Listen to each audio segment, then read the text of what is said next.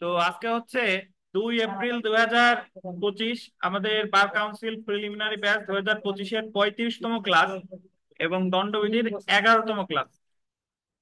আজকে আমরা আলোচনা করব দণ্ডবিধিতে 339 ধারা থেকে, যেখানে আলোচনা করা হয়েছে অবৈধ বাধা এবং অবৈধ আটক। অবৈধ বাধাকে ইংরেজিতে বলে রংফুল রেস্ট্রেইন্ট, আর অবৈধ আটককে বলে রংফুল কনফাইনমেন্ট। অবৈধ বাধা এবং অবৈধ আটক আসলে কাকে বলে, আগে আমি একটু আপনাদের দুই কথায় এমনি বুঝাই, তারপরে আমরা ধারায় চলে যাই। খুব সহজ জিনিস।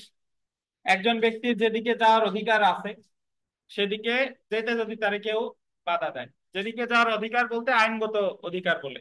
এখন একজনের বাসায় ঢোকার আইনগত অধিকার কিন্তু আপনার নাই। সে যদি ঢুকতে দেয় তাহলে ঢুকতে পারবেন, না হলে ঢুকতে না দিলে পারবেন না। কিন্তু জনপদ বা রাজপথ দিয়ে যদি সরকারের কোনো নিষেধাজ্ঞা না থাকে তাহলে ওই পথ দিয়ে সকলেরই যাওয়া আসার অধিকার। এখন একজন যাচ্ছে, তাকে যদি কেউ বাধা দেয়, আপনি ধরেন ঢাকায় সংসদ ভবনের দিকে যাচ্ছেন, সকল নাগরিক যাচ্ছে কিন্তু আপনারে সুনির্দিষ্টভাবে একজন বাধা দিয়েছে, তো এটাকে বলে হচ্ছে অবৈধ বাধা। অর্থাৎ যেদিকে যাওয়ার আপনার আইনগত অধিকার আছে সেই দিকে যেতে যদি আপনাকে কেউ বাধা দেয়, এবং এই বাধাটা হতে হবে সরকারি জায়গায়, পাবলিক প্লেসে। কোথায়?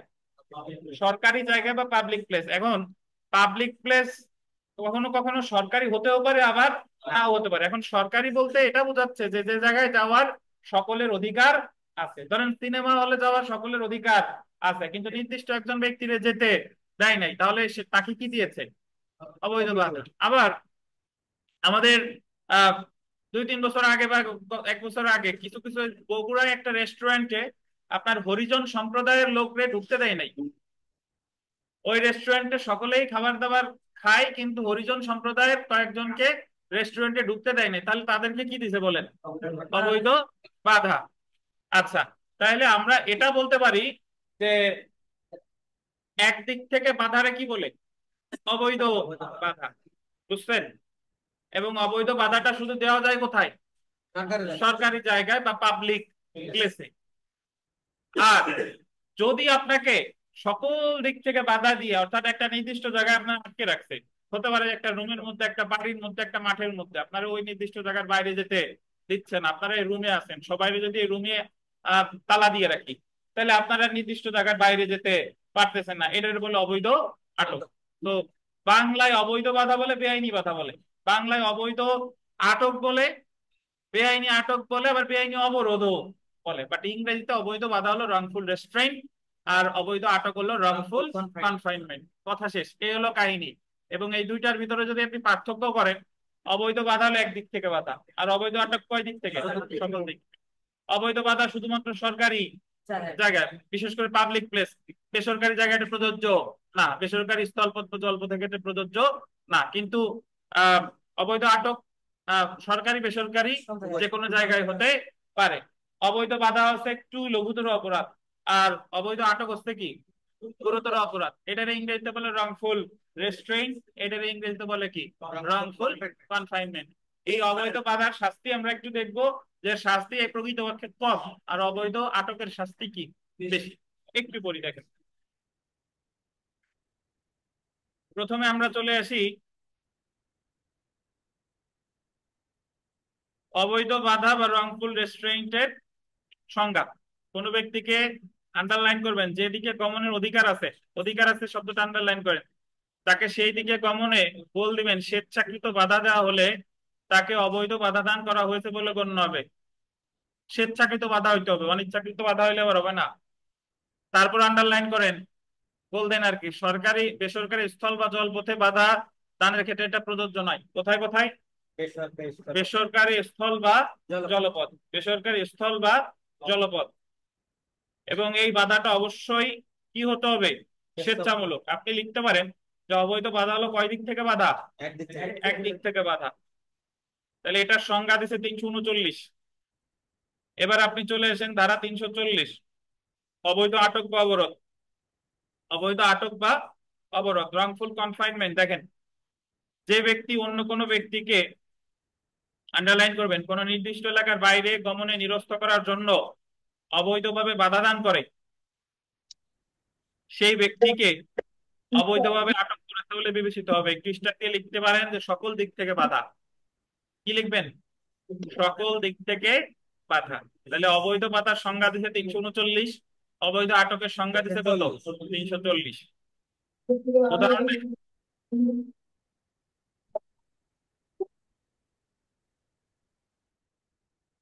পলাশ মামুনকে 4-5 বেষ্টিত একটি রুমের মধ্যে তালাবদ্ধ করে রাখে। রুমের মধ্যে তালাবদ্ধ করে রাখে মানে কয় দিক দিয়ে বাধা দিচ্ছে? সব দিক দিয়ে। মামুন উক্ত রুমের বাইরে যেতে না পারায় তাকে অবৈধভাবে আটক রেখেছে বলে কি হবে? গণ্য হবে। বুঝছেন? তো জেনে রাখা ভালো। তো যদি আমরা চলে আসি যে অবৈধ বাধা হলো, আন্ডারলাইন করেন যে কোনো একদিকে, ইংরেজিতে আন্ডারলাইন করেন, ইন এনি ওয়ান ডিরেকশন, যেতে বাধা দেওয়া। এবং অবৈধ আটক হলো গোল দিবেন সকল দিক থেকে বাধা দেওয়া। তো আপনাদের যদি পরীক্ষায় প্রশ্ন করে, আশা করি পারবেন যে সকল দিক থেকে বাধা দেওয়া হলে সেটারে কি বলে? অবৈধ আটক। আর যে কোনো একদিক থেকে অবৈধ আটক সরকারি বেসরকারি যে কোনো জায়গায় হতে পারে, বাট অবৈধ বাধা শুধুমাত্র কোথায়? সরকারি জায়গায়। ঠিক আছে। আমরা বিগত বছর প্রশ্ন চলে আসি। দেখেন 2020 সালের পরীক্ষায় একটা প্রশ্ন এসেছিল, এক্স ওয়াই কে একটি ঘরে যেতে বাধ্য করো, সেখানে তালাবদ্ধ করে রাখে। এক জায়গায় তালাবদ্ধ করে রাখছে। তো এক্স এর অপরাধ কি বল? অবৈধ বাধা, অপহরণ, বলপূর্বক বাধা, অবৈধ অবরোধ। কোনটা? অবৈধ অবরোধ। আচ্ছা, তারপরে দেখেন ওয়াই এর যে রাস্তায় চলাচলের অধিকার আছে সেই পথে এক্স বিঘ্ন সৃষ্টি করে, মানে ওয়াই এর একটা রাস্তা দিয়ে চলাচলের অধিকার আছে বাট সেই পথে বিঘ্ন সৃষ্টি করছে এক্স। বলতেছে যে ওয়াই তুমি এই রাস্তা দিয়ে যেতে পারবে না। এতে ওয়াই এর চলাচল বাধাগ্রস্ত হয়, এক্স এর কৃত অপরাধ হলো এটা বলছে। দেখেন আবার বাংলা একটা বার করছে, অন্যায় ভাবে বাধা। এই প্রশ্নটা এসেছে 2013 সালে। দেখেন 2013 সালে আমি পরীক্ষা দিছিলাম এবং আমি ইংরেজিতে বুঝতাম রংফুল রেস্ট্রেইন, রংফুল কনফাইনমেন্ট, কিন্তু বাংলায় আসলে কোনটা আটক কোনটা বাধা বুঝতে পারতাম না। তো যে জন্য এই প্রশ্নটা যখন আসলো তখন আমাদের প্রশ্ন তো দুইটা পার্ট, মানে এক প্রশ্নে থাকে হলো বাংলা অংশ আর একটাই থাকে হচ্ছে ইংরেজি অংশ। পরে ওই ইংরেজি অংশে চলে গেলাম যে অন্যায় বাধা কি রংফুল রেস্ট্রিং বুঝাইছে কিনা। ওইটা দেখে পরে হলো তাকাইলাম যে না ঠিক আছে, তাহলে অন্যায় বাধাই বুঝাইছে। তো এজন্য অনেক সময়, যদিও এখন আপনাদের এটা করার আর সুযোগ এখন এই মুহূর্তে নাই, কারণ এখন প্রশ্ন আপনারা এক ভার্সনেই পাবেন, আইদার ইংলিশ অর বাংলা। ঠিক আছে, যেটা আপনারা সিলেক্ট করছেন সেই সিস্টেমেই পাবেন। আশা করি অন্যায় বাধার, বেআইনি আটক বুঝতে পারছেন নাকি? আচ্ছা, তো আমরা এখন চলে এসেছি শাস্তিতে। দেখেন যেটার সংজ্ঞা দিয়েছিল 339 ধারায়, সেটার শাস্তি দিয়েছে অবৈধ বাধার শাস্তি। দেখেন আহ এই 41-এর পাশে একটু লিখে রাখেন সংজ্ঞা 339। 39-এর শাস্তি আছে কততে? 41-এ। বিনাশ্রম কারাবাস, যার মেয়াদ আন্ডারলাইন করবেন 1 মাস পর্যন্ত হতে পারে, বা অর্থদণ্ড যা কত 500 টাকা হতে পারে, বা উভয়। তাহলে যদি একজন ব্যক্তি আর একজন ব্যক্তিকে অবৈধ বাধা দেয়, বেআইনি বাধা দেয়, সাজা কত? বিনাশ্রম কারাবাস বা 500 টাকা বা উভয়। চলে আসি আমরা 342 ধারা। দেখেন অবৈধ আটক সংজ্ঞা দিছে কততে? 340। অবৈধ আটক পানিশমেন্ট ফর রংফুল কনফাইনমেন্ট, যে কোনো বর্ণনার কারাবাস যার মেয়াদ আন্ডারলাইন করবেন 1 বছর পর্যন্ত হতে পারে, বা অর্থদণ্ড সহ যা কত 1000 টাকা পর্যন্ত হতে পারে। তাহলে আমরা এটা মনে রাখবেন যে এই জায়গায় 1 বছর 1000, অবৈধ আটকের সাজা বেশি। অবৈধ আটকের সাজা বেশি, 1 বছর 1000। এবং প্রকৃতপক্ষে 343 এবং 344 অবৈধ আটকেরই একটি বর্ধিত মানে রূপ আর কি। দেখেন 343 ধারাটা দেখেন, দেখেন বেআইনি ভাবে 3 বা ততোধিক দিনের জন্য আটক রাখলে, এটা আন্ডারলাইন করেন, গুরুত্বপূর্ণ। আপনারে ধরেন যে কোনো একটা রুমে আটক রাখছে 3 বা ততোধিক, মানে সর্বনিম্ন 3 দিন অথবা তার বেশি, তাহলে যে কোনো বর্ণনার কারাবাস, দেখেন যে কোনো বর্ণনার কারাবাস যার মেয়াদ কত 2 বছর পর্যন্ত হতে পারে, অর্থদণ্ড সহ বা উভয়। লিখিত পরীক্ষার সময় এইভাবে প্রশ্ন আসে যে অমুক অমুককে একটা ঘরে 5 দিন আটক রাখছে। এখন এই যে যে আটক রাখছে, সে কি অপরাধ করেছে, তা ওই অপরাধের সর্বোচ্চ সাজা কি আলোচনা করো। তখন কিন্তু আমার কত ধারা লাগবে? 343। এখন 5 দিন কি 343-এ পড়ে কিনা বলেন? কেমনে পড়ে ব্যাখ্যা দেন। 3 বা ততোধিক দিন হলেই তো আপনার 5 দিনের মধ্যে পড়ে। আর 3 আর 343 মনে রাখবেন, 3 বা ততোধিক 343, সাজা কিন্তু 2 বছর। অপরদিকে 344 ধারাটা দেখেন, এবং এর আগে বেআইনি ভাবে 10 বা ততোধিক দিনের জন্য আটক রাখলে, 10 বা ততোধিক মানে সর্বনিম্ন কত, 10 বছর। দেখেন, যে কোনো বর্ণনার কারাবাস যার মেয়াদ বল দিবেন 3 বছর পর্যন্ত হতে পারে এবং অর্থদণ্ড। এটা কত ধারা?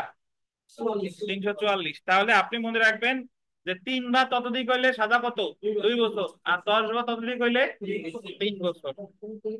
পরীক্ষায় যদি তাহলে আমরা এটা বলা যেতে পারে যে 3 থেকে তাইলে কতদিন, 9 দিন পর্যন্ত হয় হিসাবে। আর 10 দিন হইলে 10 বা 10-এর পরে যতই হোক না কেন, সেটা হলো কত, 344। 345 ধারাটা একটু লেখেন, একটু লেখেন। 345 যার লেখা নাই সে লেখেন, আর যার লেখা আছে সে আর যা আছে তাই থাকবে, অন্য কিছু লেখার প্রয়োজন নাই। লেখেন, মুক্তির জন্য রিট জারি করার পরেও, মুক্তির জন্য রিট জারি করার পরেও কোনো ব্যক্তিকে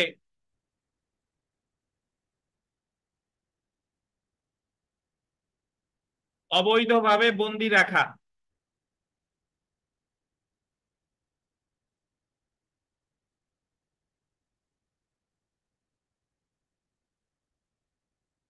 অবৈধভাবে বন্দী রাখা,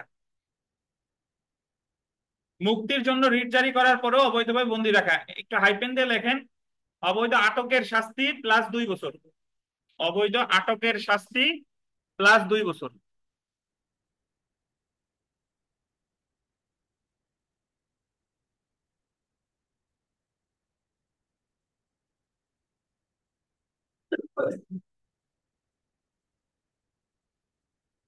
এটা একটু ব্যাখ্যা দেই। আমরা যখন ফৌজদারি কার্যবিধি, এই তো গতকালও পড়লাম, গতকাল আপনাদের পরীক্ষা হলো ফৌজদারি কার্যবিধি 491 ধারায় আছে writ of habeas corpus. Writ of habeas corpus আর বাংলাদেশ সংবিধানের আছে 102 অনুচ্ছেদে। রিট অফ হ্যাবিয়াস কর্পাস হলো যখন কোনো ব্যক্তিকে অবৈধভাবে আটক রাখা হয়, এই আটকটা সরকারি কর্তৃপক্ষ রাখুক বা বেসরকারি কর্তৃপক্ষ রাখুক, সংক্ষুব্ধ ব্যক্তি যদি হাইকোর্ট ডিভিশনে রিট করে যে অমুকরে বেআইনি ভাবে আটক রাখছে, তখন হাইকোর্ট ডিভিশন ওই কর্তৃপক্ষের ডাক দেয় যে তুমি কেন তারে আটক রাখছো, কারণ দর্শাও।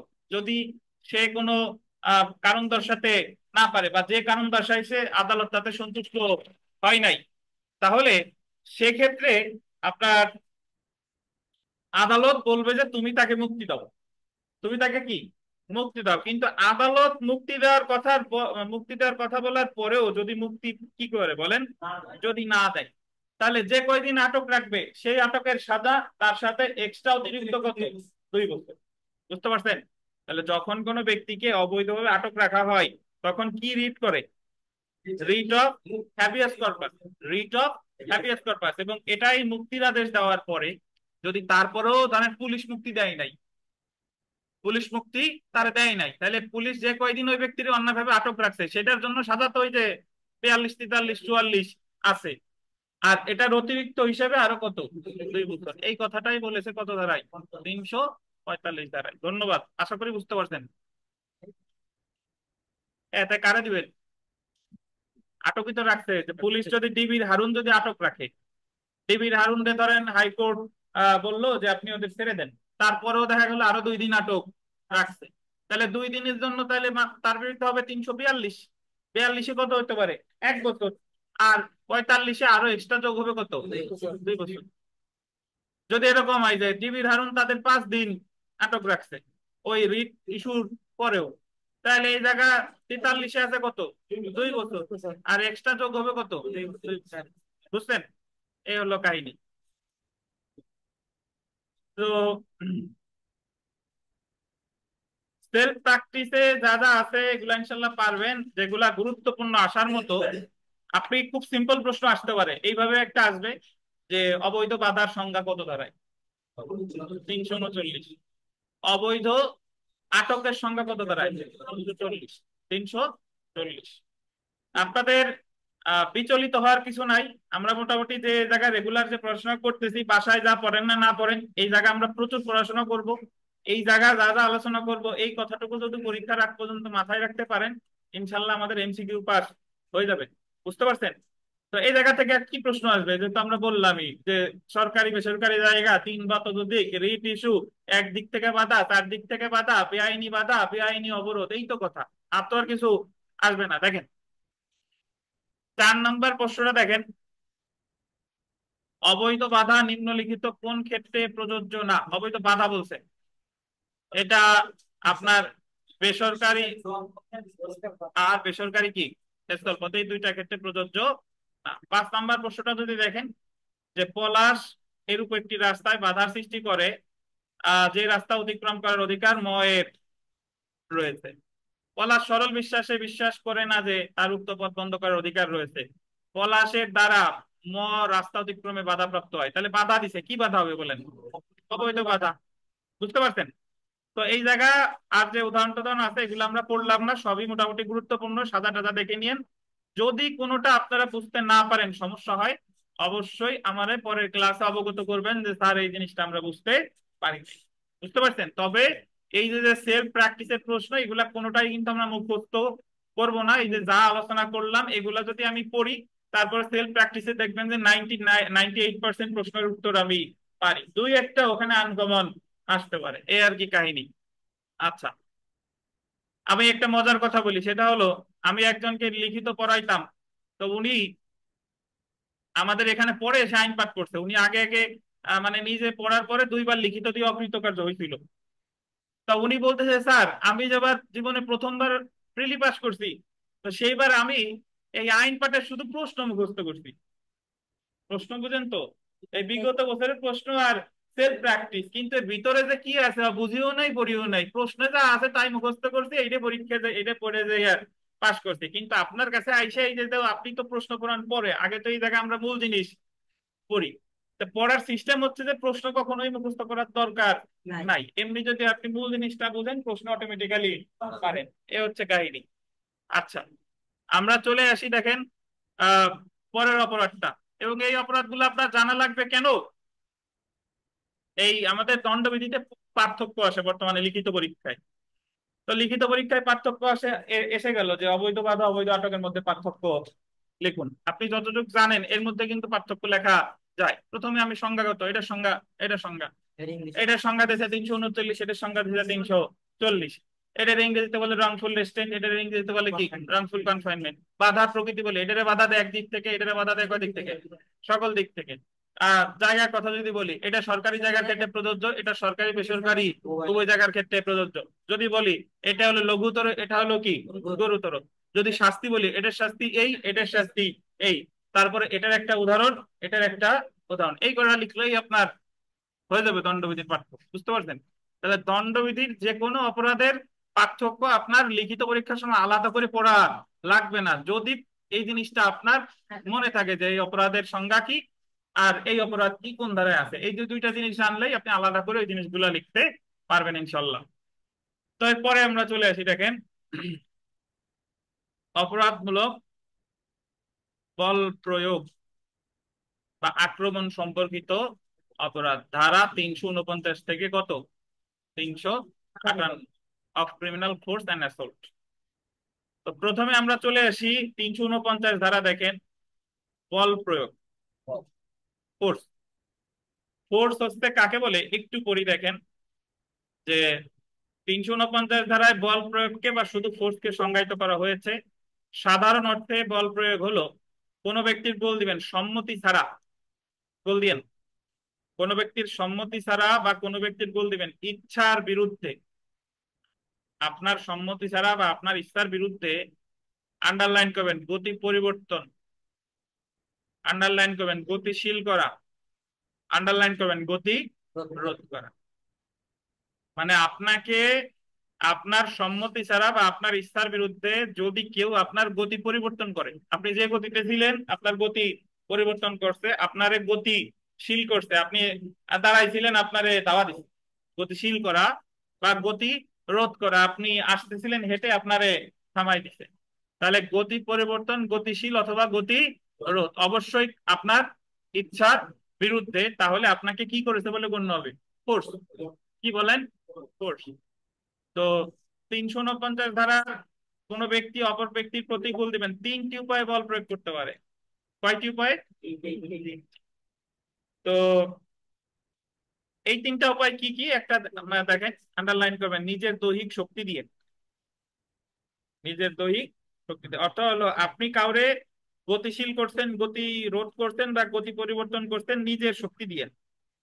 নিজের শক্তি দিয়ে মানে নিজের শক্তি মানে হলো আমার হাত পাও দিয়ে হয় ধাক্কা দিছি, নাহলে থামাইছি, নয় ঠেলা দিছি। আচ্ছা। অথবা যে কোনো বস্তুর এইরূপ ব্যবস্থাপনা করে বা যা উক্ত ব্যক্তির বা অন্য কোনো ব্যক্তির পক্ষে অধিকতর কোনো কাজ ব্যতি রেখেই আহ উক্ত গতি বা গতি পরিবর্তন করা হয়। যে কোনো বস্তুর, একেবারে প্রথমে বস্তুর শব্দটা বললেন, বস্তু।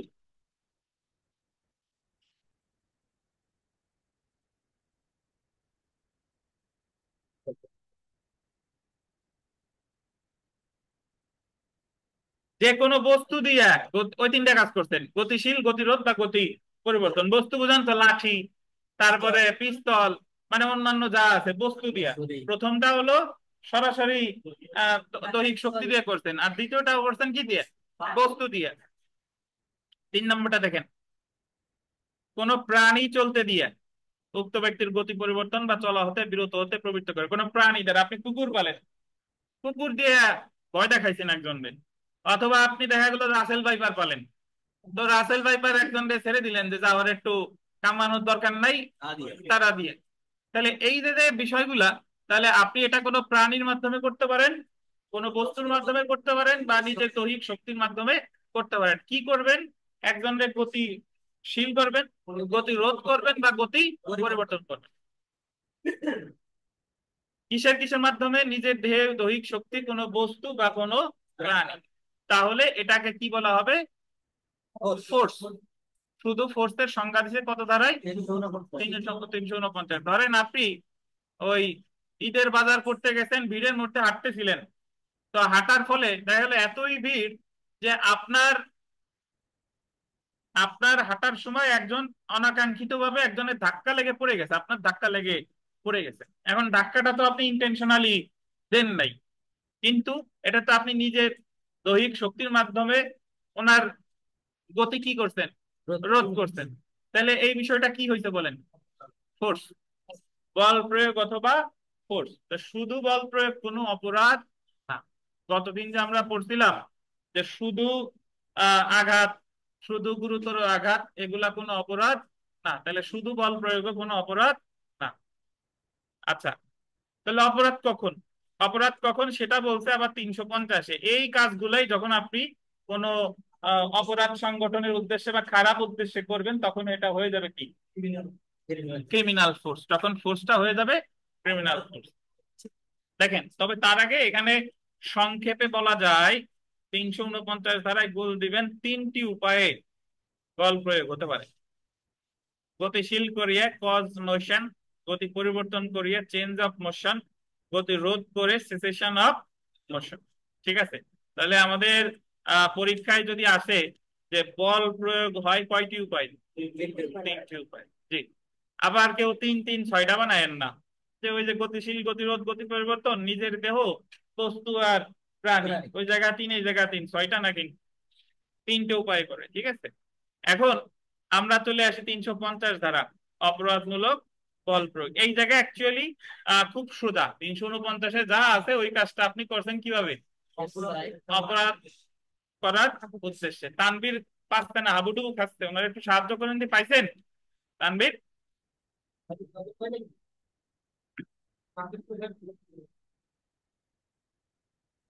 আচ্ছা, একটু পরে দেখেন কোন ধরনের বল প্রয়োগ অপরাধমূলক বল প্রয়োগ হতে পারে তা 350 ধারায় উল্লেখ করা হয়েছে।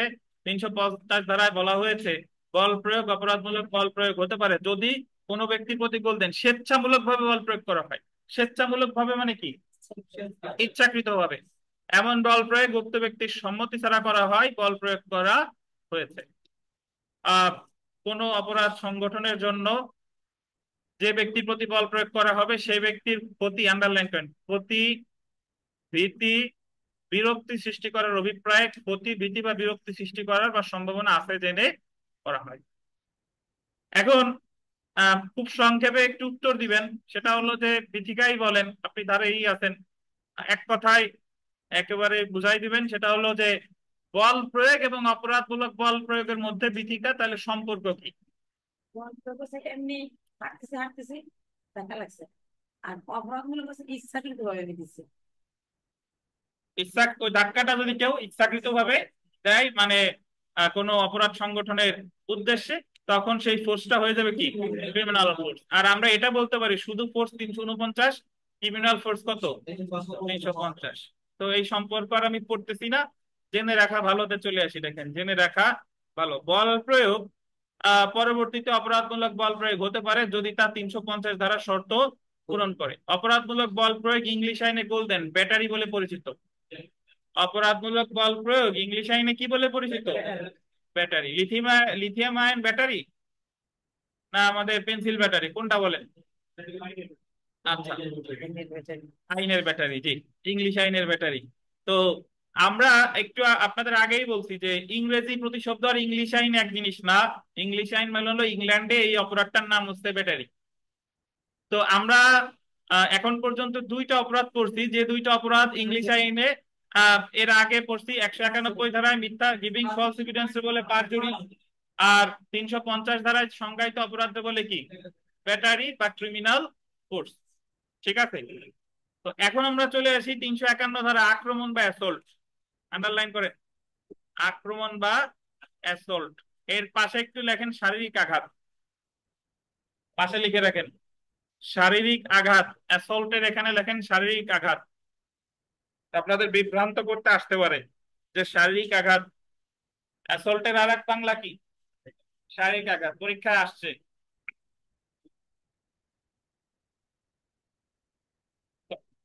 অ্যাসল্ট আসলে খুব সোজা, সেটা হলো যে আপনি মাত্র অপরাধমূলক বল প্রয়োগের উদ্যোগ নিছেন, এখনো ওই কাজটা করেন নাই, তখন সেটার বলে অ্যাসল্ট। যদিও নাম শারীরিক আঘাত, বাট অ্যাকচুয়ালি শারীরিক আঘাত এখনো করেন। কিভাবে? ওই আপনি ধরেন এভাবে বলি যে আপনি আপনার কুকুর দিয়ে একজনকে ভয় দেখাইছেন এবং কুকুর তারে মানে দৌড়ানিও দিছে, সে কোন রকম প্রাণে বাঁচছে, এটা হলো ক্রিমিনাল ফোর্স। আর তারে বলতেছেন যে ভালো ভালো ওই জায়গা থেকে সরে যা, নাহলে এই কাজ না কর, নাহলে কিন্তু আমার যে কুকুর রেডি আছে, এখনই কিন্তু একবার সাউন্ড করব, শুরু হবে। এখনো কুকুর কি দৌড়ানি ভয় দেখাই নাই, বাট দেখানোর কি নিচ্ছে? উদ্যোগ নিচ্ছে, এটাই বলে কি? অ্যাসল্ট। অর্থাৎ যখন আপনি ব্যাটারির উদ্যোগ নিছেন তখন সেটাকে বলে অ্যাসল্ট। বইয়ের উদাহরণ এরকম আছে যে আপনি একজন লোক নৌকায় বসে আছে, নৌকাটা ধরেন বাধা আছে, তীরে একটা কিছুর সাথে বাধা আছে, আপনি তারে ভয় দেখানোর উদ্দেশ্যে ওই নৌকার ওই দড়ি খুলে দিচ্ছেন, নৌকা একা একা ভাসতে ভাসতে মাঝ নদীতে চলে গেছে যাতে সে ভয় পায়। আপনি কি করছেন? Criminal force, criminal force. আর যদি তারে বলতেন যে আহ, এটা কিন্তু খুলে দিলাম, দড়ি কিন্তু খুলে দিলাম, এখনো খুলেন নাই, তখন এটা হতে যাচ্ছে কি? Assault। বুঝছেন? তাহলে যখন ক্রিমিনাল ফোর্সের উদ্যোগ নেওয়া হয় তখন সেটার বলে কি? Assault বা আক্রমণ, বা আর একটা বাংলা কি? শারীরিক আঘাত। তো একটু পড়ি দেখেন, যখন কোনো অপরাধমূলক বল প্রয়োগ করা হবে গোল দিবেন এমন সম্ভাবনা তৈরি করা হয়, কি করা হয়? সম্ভাবনা তৈরি করা হয়, তখন তাকে আক্রমণ বা অ্যাসল্ট বলে। অর্থাৎ আক্রমণের ক্ষেত্রে বল প্রয়োগের সম্ভাবনা তৈরি করা হয়, কিন্তু প্রকৃতপক্ষে অপরাধমূলক বল প্রয়োগ করা হয় না। 351 ধারায় গোল দিবেন দুইটি উপায়ে অপরাধমূলক বল প্রয়োগের সম্ভাবনা তৈরি করা হলে তা কি হবে? আক্রমণ হবে। কয়টি উপায়ে? দুইটি উপায়। কি কি দেখেন, সদিচ্ছা জ্ঞাপক ভঙ্গি বা কাজ করা, জেস্টার, আন্ডারলাইন করেন। সদিচ্ছা জ্ঞাপক ভঙ্গি বা কাজ করা। আর একটা হচ্ছে আপনার প্রস্তুতি বা প্রিপারেশন, যেমন হুমকি দেওয়া, অন্যের দিকে গুলি ভর্তি পিস্তল দেখানো ইত্যাদি কি হতে পারে? আক্রমণ হতে পারে। তবে স্টার্টে একটা কথা লিখেন, নতুন বইতে আছে, পুরাতন বইতে নাই। নতুন বইতে যা, মানে পুরাতন বই যাদের নাই তারা একটু লিখে রাখেন যে শুধুমাত্র মুখের কথা আক্রমণ বলে গণ্য হবে না। শুধুমাত্র মুখের কথা, শুধুমাত্র মুখের কথা আক্রমণ বলে গণ্য হবে না। একটু লেখেন, আমি ব্যাখ্যা দিচ্ছি তারপরে। শুধুমাত্র মুখের কথা আক্রমণ বলে গণ্য হবে না।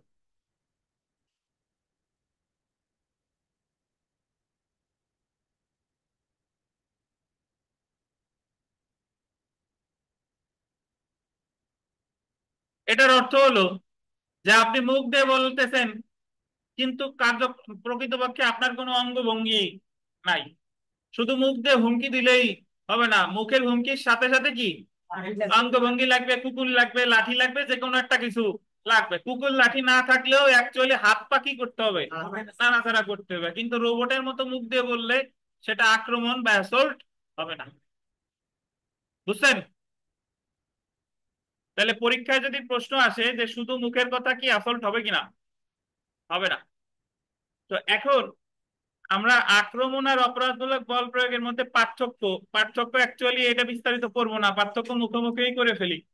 যে ক্রিমিনাল ফোর্সের ক্ষেত্রে অলরেডি ঘটনাটা কি ঘটে গেছে, আর অ্যাসল্টের ক্ষেত্রে ঘটে নাই, মাত্র ঘটার কি হয়েছে উদ্যম। এটার সংজ্ঞা দিবেন, এটার সংজ্ঞা দিবেন। এটার বলে ক্রিমিনাল ফোর্স, এটার বলে অ্যাসল্ট। ইংলিশ আইনে এটার বলে ব্যাটারি, ইংলিশ আইনে এর আলাদা কোনো নাম নেই। আচ্ছা, তারপরে আমরা বলতে পারি যে ক্রিমিনাল ফোর্সের মধ্যেই অ্যাসল্ট থাকে। ক্রিমিনাল ফোর্সের মধ্যেই কি অ্যাসল্ট থাকে, কিন্তু অ্যাসল্টের মধ্যে ক্রিমিনাল ফোর্স থাকে না। এটার শাস্তি, এটার শাস্তি, এই তো। বুঝতে পারছেন? যদিও শাস্তিগত দিক থেকে আলাদা পার্থক্য হয় না, কারণ দুইটারে আলাদা আলাদা সংজ্ঞায়িত করলেও দুইটার শাস্তি দিছে একই সাথে। এরকম এর আগে আমরা কোন অপরাধ দুইটা পড়ছি বলেন তো, যে অপরাধ দুইটা পড়ছি বাট শাস্তি একসাথে, বলেন তো? মিথ্যা সাক্ষ্য দান আর মিথ্যা সাক্ষ্য উদ্ভাবন, দুইটা আলাদা আলাদা সংজ্ঞা পড়লো, শাস্তি কিন্তু একসাথে। আবার এই যে অ্যাসল্ট এন্ড ক্রিমিনাল ফোর্স, দুইটা আলাদা আলাদা সংজ্ঞা পড়লেও প্রকৃতপক্ষের শাস্তি আছে একসাথে। তাহলে আমরা এটা বলতে পারি যে শুধু ফোর্সের সংখ্যা কত বলেন? 349। ক্রিমিনাল ফোর্স কত? 350। আক্রমণ কত? 351। বাঁধন সাহেব বলেন যে ক্রিমিনাল ফোর্স আর আক্রমণ এই দুইটার ভিতর পার্থক্য কি? জি।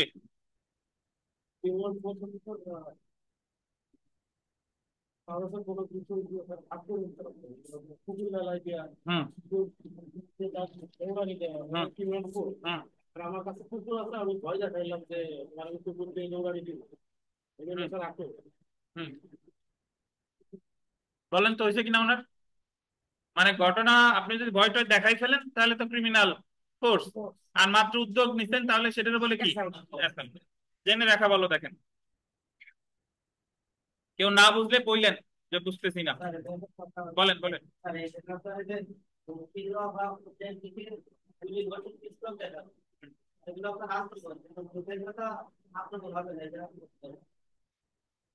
মুখের কথা,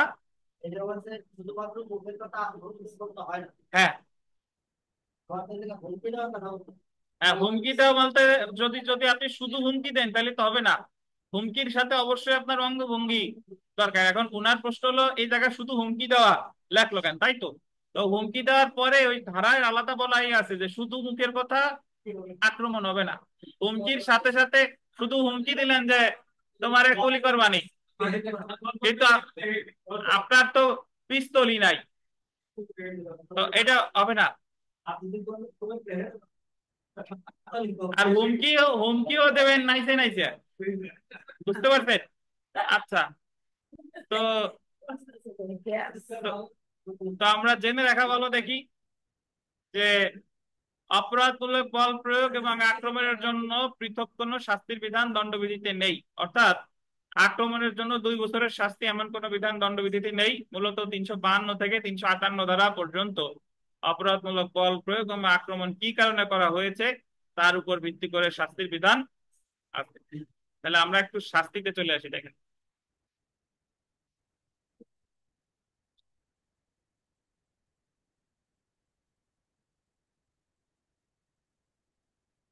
আচ্ছা, প্রথমে আমরা 352 ধারাটা দেখি। দেখেন 352 ধারা এখানে বলেছে যে গুরুতর উত্তেজনা ছাড়া আক্রমণ এবং অপরাধমূলক বল প্রয়োগের শাস্তি, এবংটা কেটে বা লেখেন বা। গুরুতর উত্তেজনা ছাড়া আক্রমণ বা অপরাধমূলক বল প্রয়োগের শাস্তি কত ধারায়? 352 ধারায়। আচ্ছা, যে কোনো বর্ণনার কারাবাস আন্ডারলাইন করেন যা 3 মাস পর্যন্ত হতে পারে, বা অর্থদণ্ড সহ যা কত 500 টাকা পর্যন্ত হতে পারে, বা উভয়। তাহলে আপনি যদি একেবারেই আপনার ঠান্ডা মাথায় কাউরে আক্রমণ করছেন অথবা অপরাধমূলক বল প্রয়োগ করছেন, তাহলে সাজা 3 মাস 500। কত? 3 মাস 500। এখন এই বাম সাইডে একটা তীর চিহ্ন নিয়ে 358 সাথে লাগাবেন। বাম সাইড থেকে আমি এই যে স্ক্রিনে দেখাচ্ছি একটা তীর চিহ্ন এইভাবে নিয়ে আপনি এই যে 358 সাথে লাগাবেন। দেখেন 358টা পড়ি। গুরুতর উত্তেজনা বশত, এটা বলতেন, গুরুতর উত্তেজনা বশত আক্রমণ বা অপরাধমূলক বল প্রয়োগ, এটার শাস্তি যে কোনো বর্ণনার 1 মাস পর্যন্ত হতে পারে, বা কত 200 টাকা পর্যন্ত হতে পারে। তো তাহলে আমাদের কাছেই শাহ আলম সাহেব বসা, শাহ আলম সাহেব বলেন যে 352 সাথে 358 পার্থক্য কি? ওই জায়গায় শুধুমাত্র উত্তেজনা আর এখানে গুরুত্ব বেশি। ভেবে বলেন, ভেবে বলেন। আর এই জায়গায় যে কোনো বর্ণনার 1 মাস লেখছে, এটা কেটে দেন, এটা লেখেন বিনাশ্রম। ওটা 358-তে বিনাশ্রম, এই বিনাশ্রম কারাবাস হবে 1 মাস। এটা যে কোনো বর্ণনার হবে না, বিনাশ্রম, বিনাশ্রম হবে। 358-তে ওই 1 মাস বিনাশ্রম হবে।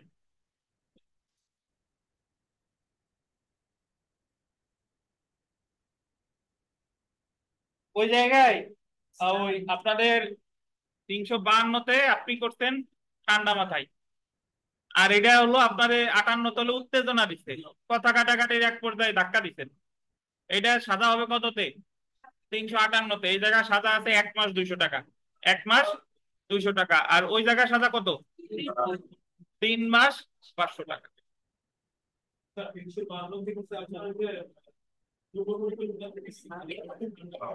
হ্যাঁ, দেখেন, আশা করি বুঝতে পারছেন। কিছু বাড়ানোর পরিকল্পনা ছিল।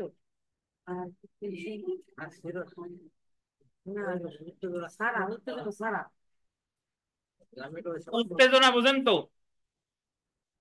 এত বারবার বলা লাগবে কে? উত্তেজনা একজন রাগ হয়ে করছে আর একজন ঠান্ডা মাথায়। ধরেন আপনারে আপনারে আপনি বসে আছেন, আমি ধাক্কা দিয়ে ফেলে দিছি, এটা হলো 352। আর এই যে যে বারবার এক কথা বারবার করছেন, আমি উত্তেজিত হয়ে আপনাকে ঠেলা দিয়ে ফেলে দিছি, এটা কত? 358। কিন্তু মামলা হবে আপনার বিরুদ্ধে 352-তেই, বুঝছেন? আর আপনার প্রমাণ করতে হবে যে আপনার যে উত্তেজনা আছে, মানে আপনি তো আসামি হিসেবে দাবি করতেছেন যে আমি ধাক্কা দিছি কথা সত্য, বাট আমি এটা উত্তেজনা বশত দিছি, এই ব্যতিক্রম প্রমাণ করতে হবে কার?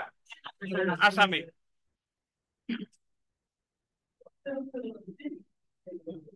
353 দেখেন, গুরুত্বপূর্ণ। এই 353 দেখেন, সরকার, এটা গুরুত্বপূর্ণ। একবার 11 বিজেস পরীক্ষায় এই 353 ধারা থেকে প্রশ্ন আসছে। সরকারি কর্মচারীকে তার কর্তব্য পালনে গোল দেন, বাধা দানের নিমিত্তে আক্রমণ বা অপরাধমূলক বল প্রয়োগ, মানে সরকারি কর্মকর্তা হয়ে তার যে কর্তব্য আছে সেটা আপনি বাধা দিচ্ছেন কি করে? আইদার ক্রিমিনাল ফোর্স দিয়ে আর অ্যাসল্ট দিয়ে। কত ধারায়? 353 ধারায়। সাদা দেখেন এবং ইংলিশটা দেখেন আগে, assault or criminal force to deter public servant from discharge office duty. এক্ষেত্রে দেখেন সাদার পরিমাণ যে কোনো বর্ণনার কারাদণ্ড যা 3 বছর পর্যন্ত হতে পারে, অর্থদণ্ড বা উভয় দণ্ড। আচ্ছা, আম, কেউ কথা বলেন না, আমি একজনকে একটা প্রশ্ন করব।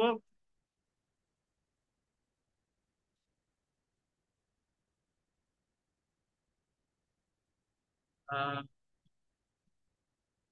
এই লিপি লিপি শুনতে পাচ্ছেন? লিপি শেখ, আপনি কথা শুনতে পাচ্ছেন?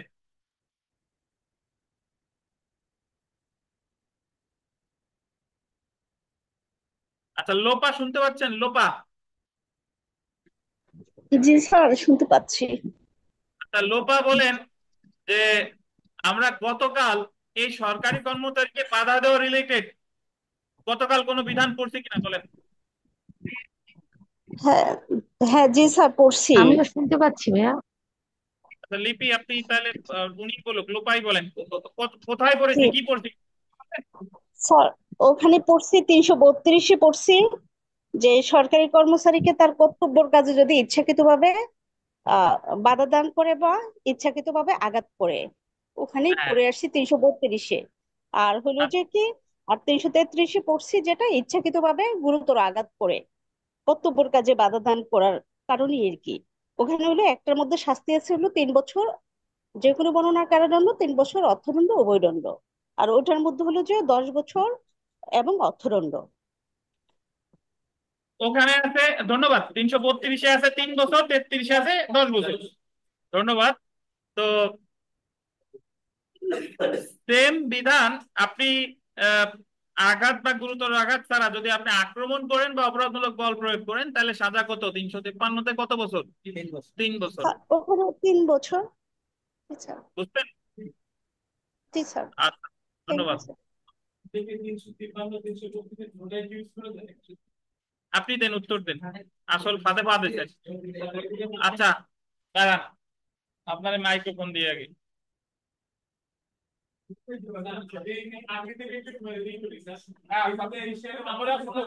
অনলাইনে যারা আছেন ওরা শুনুক, তারা আপনারা আপনারা বলেন না যে অনলাইনে পড়া কষ্টকর।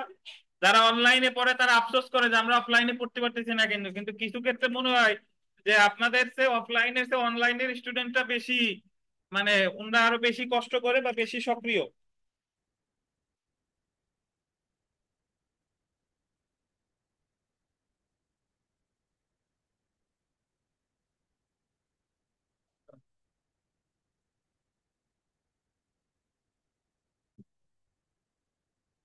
প্রশ্ন করেন, রুবেল প্রশ্ন করেন। স্যার আমার প্রশ্নটা আসলে স্যার 332 আসলে সরকারি কর্মকর্তাকে আপনার স্বেচ্ছায় আঘাত এবং তার কর্তব্যে বাধা দেওয়া, স্যার হুম 332। হুম। আর এদিকে স্যার 352 আছে সেম জিনিস আর কি, যে সরকারি কর্মকর্তাকে তার কর্তব্য পালনে বাধা দেয় 52 কিংবা না, আক্রমণ। 53। 53 স্যার, 353 আর কি। তাহলে স্যার কি এই দুটো ধারায় কি স্যার মামলা করা যাবে কিনা, আমি এই বিষয়টা জানতে চাইছিলাম। ধন্যবাদ। শুনেন, আপনাদের এই কথা বলেন না, আপনারা এই মুহূর্তে যারা আছেন রুবেলের প্রশ্ন উত্তর দিতে পারবেন কিনা কেউ? কে কে পারবেন? মাসুদ, আর কেউ পারবেন? উনি প্রশ্ন করছে যে সরকারি কর্মচারীরা তো 332-এ আঘাত করলো, আবার 353-তে আক্রমণ বা বল প্রয়োগ করলো, এখন মামলা হবে কোন ধারায়? দুই ধারায় মামলা হবে নাকি একবারে করা যাবে? দেন মাসুদকে দেন মাইক্রোফোন, মাসুদকে দেন, মাসুদ উত্তর দেন। মাসুদ বলেন, বলেন। স্যার বিষয়টা হচ্ছে কি যে সরকারি কর্মচারীর সাথে দেখা যাচ্ছে কথা কাটাকাটির এক পর্যায়ে তারা স্বেচ্ছায় আঘাত করছে, হুম মাইর দিছে 332-এ সাজা, 332-এর দ্বারা চার্জ গঠন হবেই। হুম। সাথে আবার করছে কি, কুকুর লেলেইতে কইছে যে এই এরে কামড়া, এরে দাওয়াই নিয়ে যা। কুকুর লেলাই নাই, স্যার, ওই খাবার ধাক্কা যা দিছে ওই একটাই। দুইটা ধারাই যোগ করা যেতে ওনারে পারে আমি স্যার। আমি বলতে উনি উত্তর দেখ, আপনারা কথা বলেন না। স্যার ওই যে সরকারি কর্মচারীরে ধরেন ওই বাধাই দিচ্ছে, জি আপনি যে কথা বললেন কাজ একটাই, জি, এখন ওই দুই ধারায় কোন ধারায় মামলা করবে? দুই ধারাই আনা যাবে স্যার। কোথায় আইনের রেফারেন্স দেন? আমাদের যেহেতু স্যার, আরে ভাই ওনারে বলতে দেন। স্যার যেহেতু একই ব্যক্তির সাথে দুইটা ঘটনা, প্রথমত ক্রিমিনাল ফোর্স হচ্ছে যে অপরাধমূলক বল প্রয়োগ, হ্যাঁ, যে পুলিশের সাথে আমি ওনার সাথে ধাক্কা ধাক্কি করলাম, এটা তো আমার 353 আসতেছেই, এবং তারে আমি গুরুতর আঘাত করলাম, ইট দিয়ে মাথায় বাড়ি দিলাম। গুরুতর আঘাত করা লাগবে না, যেটুক বাধা দিচ্ছেন ওইটুকুই। আমি বলতেছি যে কাজ একটা, কিন্তু যদি দুইটা সংজ্ঞায়িত অপরাধ হয় দুই ধারায় চার্জ গঠন করে আদালত সাজা দিতে পারবে, কোথায় আছে জি বলেন? না, যে 335-এর দেন মিটারে দেন, মিটারে দেন। 235-এর দ্বিতীয় ভাগে স্যার, বলেন, দেন মিটারে দেন। 235-এর দেন দেন মাইক্রোফোন দেন। দেন বলেন বলেন দ্রুত বলেন, সময় কম। 235-এর দ্বিতীয় ভাগে 235-এর 2 হবে, মানে ধন্যবাদ। 235 শুনেন আমি বলি, দেন আর আর কথা বলে সময় নষ্ট করার কাজ নাই, আমি বলে দিই। সেটা হলো যে কাজ একটা হইছে, ধরেন পুলিশ গ্রেফতার করতে গেছিল গ্রামে, ওই আপনি পুলিশে আমাদের আপনি ধাক্কা দিয়ে দৌড় দিছেন, পুলিশে ধাক্কা দিয়ে দৌড় দিছেন, পুলিশ পড়ে গিয়ে ধরেন তার ব্যথা পাইছে বা আপনার আর গ্রেফতার করতে পারে নাই, তাহলে পুলিশে যে আপনি ধাক্কা দিচ্ছেন, তাহলে সরকারি কর্মকর্তারে তার দায়িত্ব থেকে বিরত রাখার উদ্দেশ্যে তারে আঘাত করছেন। দৈহিক যন্ত্রণা, বৈকল্য, পীড়া তো আঘাত, তাহলে ধাক্কা দিলে পুলিশ আঘাত পাইছে না, এই অপরাধটা 332। আবার সেম জিনিস, যে সরকারি কর্মকর্তারে ধাক্কা দেওয়া, এটা অপরাধমূলক বল প্রয়োগ হয় না, যে আমরা জানি গতিশীল করা, গতিরোধ করা, গতি পরিবর্তন করা, তাহলে এই জায়গা তো বস্তুর মাধ্যমে, শক্তির মাধ্যমে বা কোনো প্রাণীর মাধ্যমে, তাহলে আপনি ওই ধাক্কাটা, এটা 332 হয়, আবার 353 হয়। এখন আপনি মামলা করবেন কোন ধারায়? আচ্ছা, বা আদালত শাস্তি দিবে কোন ধারায়? মামলাটা 2 ধারায় করতে পারেন এবং আদালত 2 ধারায় চার্জ গঠন করতে পারে। এবং এই জিনিসটা আমরা বিস্তারিত করেছিলাম চার্জের দিন, চার্জ করেছিলাম 235-এর উপধারা 2, ফৌজদারি কার্যবিধি 235-এর উপধারা 2-এ বলেছে যে ঘটনা একটা, কিন্তু সেটা যদি 2টা ধারায় সংজ্ঞায়িত অপরাধ হয়, 2 বা ততোধিক ধারায় সংজ্ঞায়িত অপরাধ হয়, তাহলে যতগুলো ধারায় সংজ্ঞায়িত হলো সবগুলাতেই চার্জ গঠন করে তারে কি দেওয়া যাবে? সাজা দেওয়া যাবে। তাহলে আমার একসাথে 2 ধারায় মামলা করা যাবে বা 2 ধারায় সাজা দেওয়া যাবে, এটা বলছে কততে? 235-এর 2। কথা শেষ। রুবেল, পাইছেন উত্তর?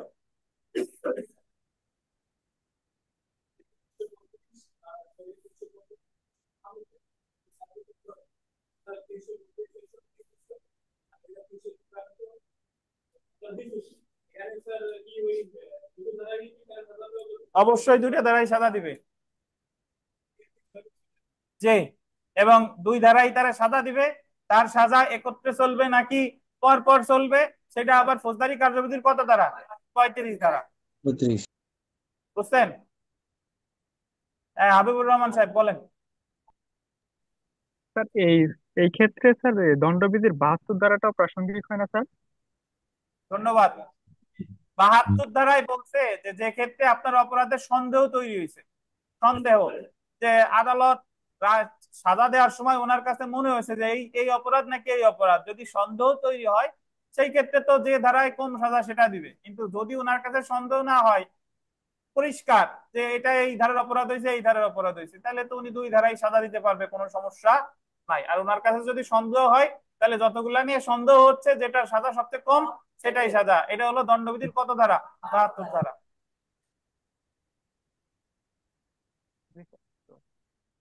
354 ধারাটা দেখেন, ভিভিআই। 172 কেন হবে কামরুজ্জামান সাহেব? আপনি ডাব খেয়ে মাথা ঠান্ডা করেন, দেখেন 354 ধারা। আমি না স্যার। ও আপনি না? জি স্যার। বুড়ো হয়ে যায়, লেখছে কামরুন নাহার, আমি পড়ি কামরুজ্জামান। যাই হোক, প্রথম টুক এক তো, আপনি মাইন্ড করেন না ভাই। দুইজনে এক হয়ে গেছে স্যার। আমি আচ্ছা বুঝছি দেখেন, স্যার। আচ্ছা দেখেন, কোন নারীর শালীনতা নষ্ট করার উদ্দেশ্যে আউটরেস মডেস্টি, এটা বলতেন, আউটরেস মডেস্টি, তাকে আক্রমণ বা অপরাধমূলক বল প্রয়োগ। কোন নারীর শালীনতা নষ্টের উদ্দেশ্যে যদি আপনি কাউকে আক্রমণ করেন বা অপরাধমূলক বল প্রয়োগ করেন, তাহলে সাজা হবে 354 ধারায়। দেখেন, তো এখানে সাজা হচ্ছে যে কোনো বর্ণনার কারাদণ্ড, যা কত 2 বছর পর্যন্ত হতে পারে, অর্থদণ্ড বা উভয়। এখন এখন একটা জিনিস আমাদের বইয়ে একটু পরেই দেখবো, উদাহরণটা আছে এরকম যে একজন মহিলা হেঁটে যাচ্ছে, তার নেকআপ টেনে আপনি খুলে ফেলছেন, তাহলে নেকআপ টেনে খুলে ফেললে এটা অপরাধ কত ধারায়? 354 ধারায়। সাজা কত? 2 বছর। আমাদের দণ্ডবিধিতে এই মহিলাদের শালীনতা নষ্ট রিলেটেড 3টা ধারা আছে। একটা হলো শালীনতা নষ্টের উদ্দেশ্যে বল প্রয়োগ বা আক্রমণ, 354-তে সাজা কত? 2 বছর।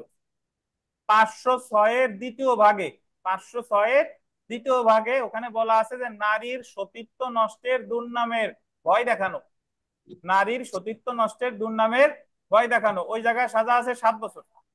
কয় বছর? 7 বছর। আর একটা আছে 509 ধারায়, ইপটিজিং বলে, ওই জায়গায় সাজা আছে 1 বছর বিনাশ্রম কারাদণ্ড। তো নারীর শালীনতা যদি বলে অপরাধমূলক বল প্রয়োগ তাহলে 354। যদি বলে ওই আপনার সতীত্ব নষ্টের দুর্নামের ভয় দেখানো তাহলে 506-এর দ্বিতীয় ভাগ, 506-এর তৃতীয় ভাগ। আর যদি বলে যে কোনো বাজে অঙ্গভঙ্গি করছে, খারাপ কথা বলছে, ইপটিজিং, এটা কত 509-এ সাজা 1 বছর বিনাশ্রম কারাদণ্ড। বুঝছেন? এই জায়গায় এই 4টা ধারা পড়লেই হবে, 352, 58, 53, 54, আর পড়া লাগবে না। বাকিগুলো আপনাদের ডিসকাউন্ট দেওয়া হলো। তাহলে 52, 58 আর কত 53, 54, এই 4টা ধারা ইনশাল্লাহ পড়ে ফেলবেন ভালোভাবে। তো আমরা বিগত বছরের প্রশ্নে আসি। দেখেন, assault or criminal force to deter public servant from discharge of his duty. ইংরেজি তো অনেকে বুঝেন না, দুর্বল হয়ে যান। অ্যাসল্ট আর ক্রিমিনাল ফোর্স তো বুঝবেন। আর পাবলিক সার্ভেন্ট মানে কি? সরকারি কর্মকর্তা। তাহলে কত কি খুশি দেন বিথিকা, বুঝতেছে, মিলে যাচ্ছে যে অ্যাসল্ট আর ক্রিমিনাল ফোর্স বুঝতেছে, পাবলিক সার্ভেন্ট সরকারি কর্মকর্তা ভারী খুশি যেহেতু বুঝতেছে ইংলিশ। তাহলে উত্তর কত? 3 বছর সশ্রম বা বিনাশ্রম কারাদণ্ড অথবা অর্থদণ্ড বা উভয়। ডিবিআই। আচ্ছা, এখন এখানে অনেক প্রশ্নই আছে, বিশেষ করে আমরা এই প্রশ্নগুলো একটু দেখি। 7 নম্বর প্রশ্নটা একটু পড়ি। দেখেন, এ বি এর সম্মতি ছাড়াই একটি কুকুরকে বি এর প্রতি ঝাঁপিয়ে পড়ার জন্য লেলিয়ে দেয়। এক্ষেত্রে যদি এ বি কে ক্ষতি, ভীতি প্রদর্শন বা বিরক্তি করার ইচ্ছা থাকে তাহলে এর অপরাধ হলো কি? লেলিয়ে দেয় মানে অলরেডি ঘটনা ঘটে গেছে, তাহলে অপরাধমূলক বল প্রয়োগ। আশা করি বুঝতে পারছেন নাকি? আচ্ছা, তারপরে দেখেন যে জেড একটি পালকিতে ভ্রমণ করছে। পালকি বুঝেন তো? পালকিতে ভ্রমণ করছে। এ দস্যুতা করার জন্য জেড এর পালকি খুঁটি ধরে এবং পালকি থামিয়ে ফেলে, গতিরোধ করছে। এ দণ্ডবিধির কত ধারায় সংজ্ঞায়িত বলছে? সংজ্ঞায়িত কত ধারায়? 350। যদি বলতো কত ধারার অপরাধ করছে তাহলে উত্তর হতো 352। যদি বলে কত ধারার সংজ্ঞায়িত তাহলে কত? 350। বুঝতেন? আচ্ছা, অবশ্যই যাবে, এটা পরের বিষয়। দেখেন 9 নম্বর। দেখেন, আরিফ কোন নদীতে নোঙর করা একটি নৌকায় বসে আছে। জামান নোঙরের বাঁধন খুলে দেয় এবং ইচ্ছাকৃতভাবে স্রোতের অনুকূলে ভাসিয়ে দেয়। উক্ত কাজের ফলে জামানের মনে ভীতি সৃষ্টি হয়। জামান কেটে লেখেন আরিফের মনে ভীতি সৃষ্টি হয় নাকি? জামান খুলে দিয়ে ওর আবার ভয় হবে কেন? এ জায়গা কার মনে ভীতি সৃষ্টি হয়েছে? আরিফের মনে ভীতি সৃষ্টি হয়। আর এ জায়গা এর অপরাধ কি লিখবেন? জামানের অপরাধ কি? জামানের অপরাধ কি? অপরাধমূলক বল প্রয়োগ করা। বুঝছেন? আমরা 10 নম্বরে চলে আসি।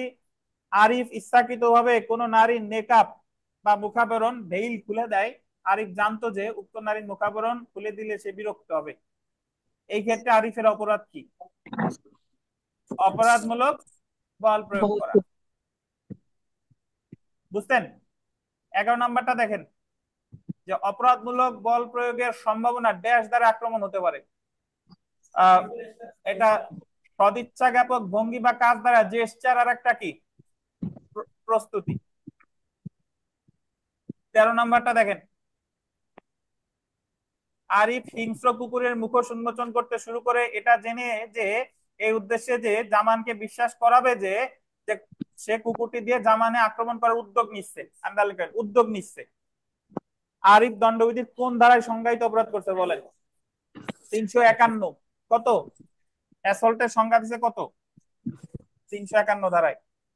আচ্ছা, তারপরে দেখেন 15 নম্বরটা দেখেন, কোন নারীর শ্লীলতা হানি করার উদ্দেশ্যে to outrage the modesty of a woman, তাকে আক্রমণ বা তার প্রতি অপরাধমূলক বল প্রয়োগের শাস্তি দণ্ডবিধির কত ধারায় উল্লেখ করা হয়েছে? কত বলেন? 354।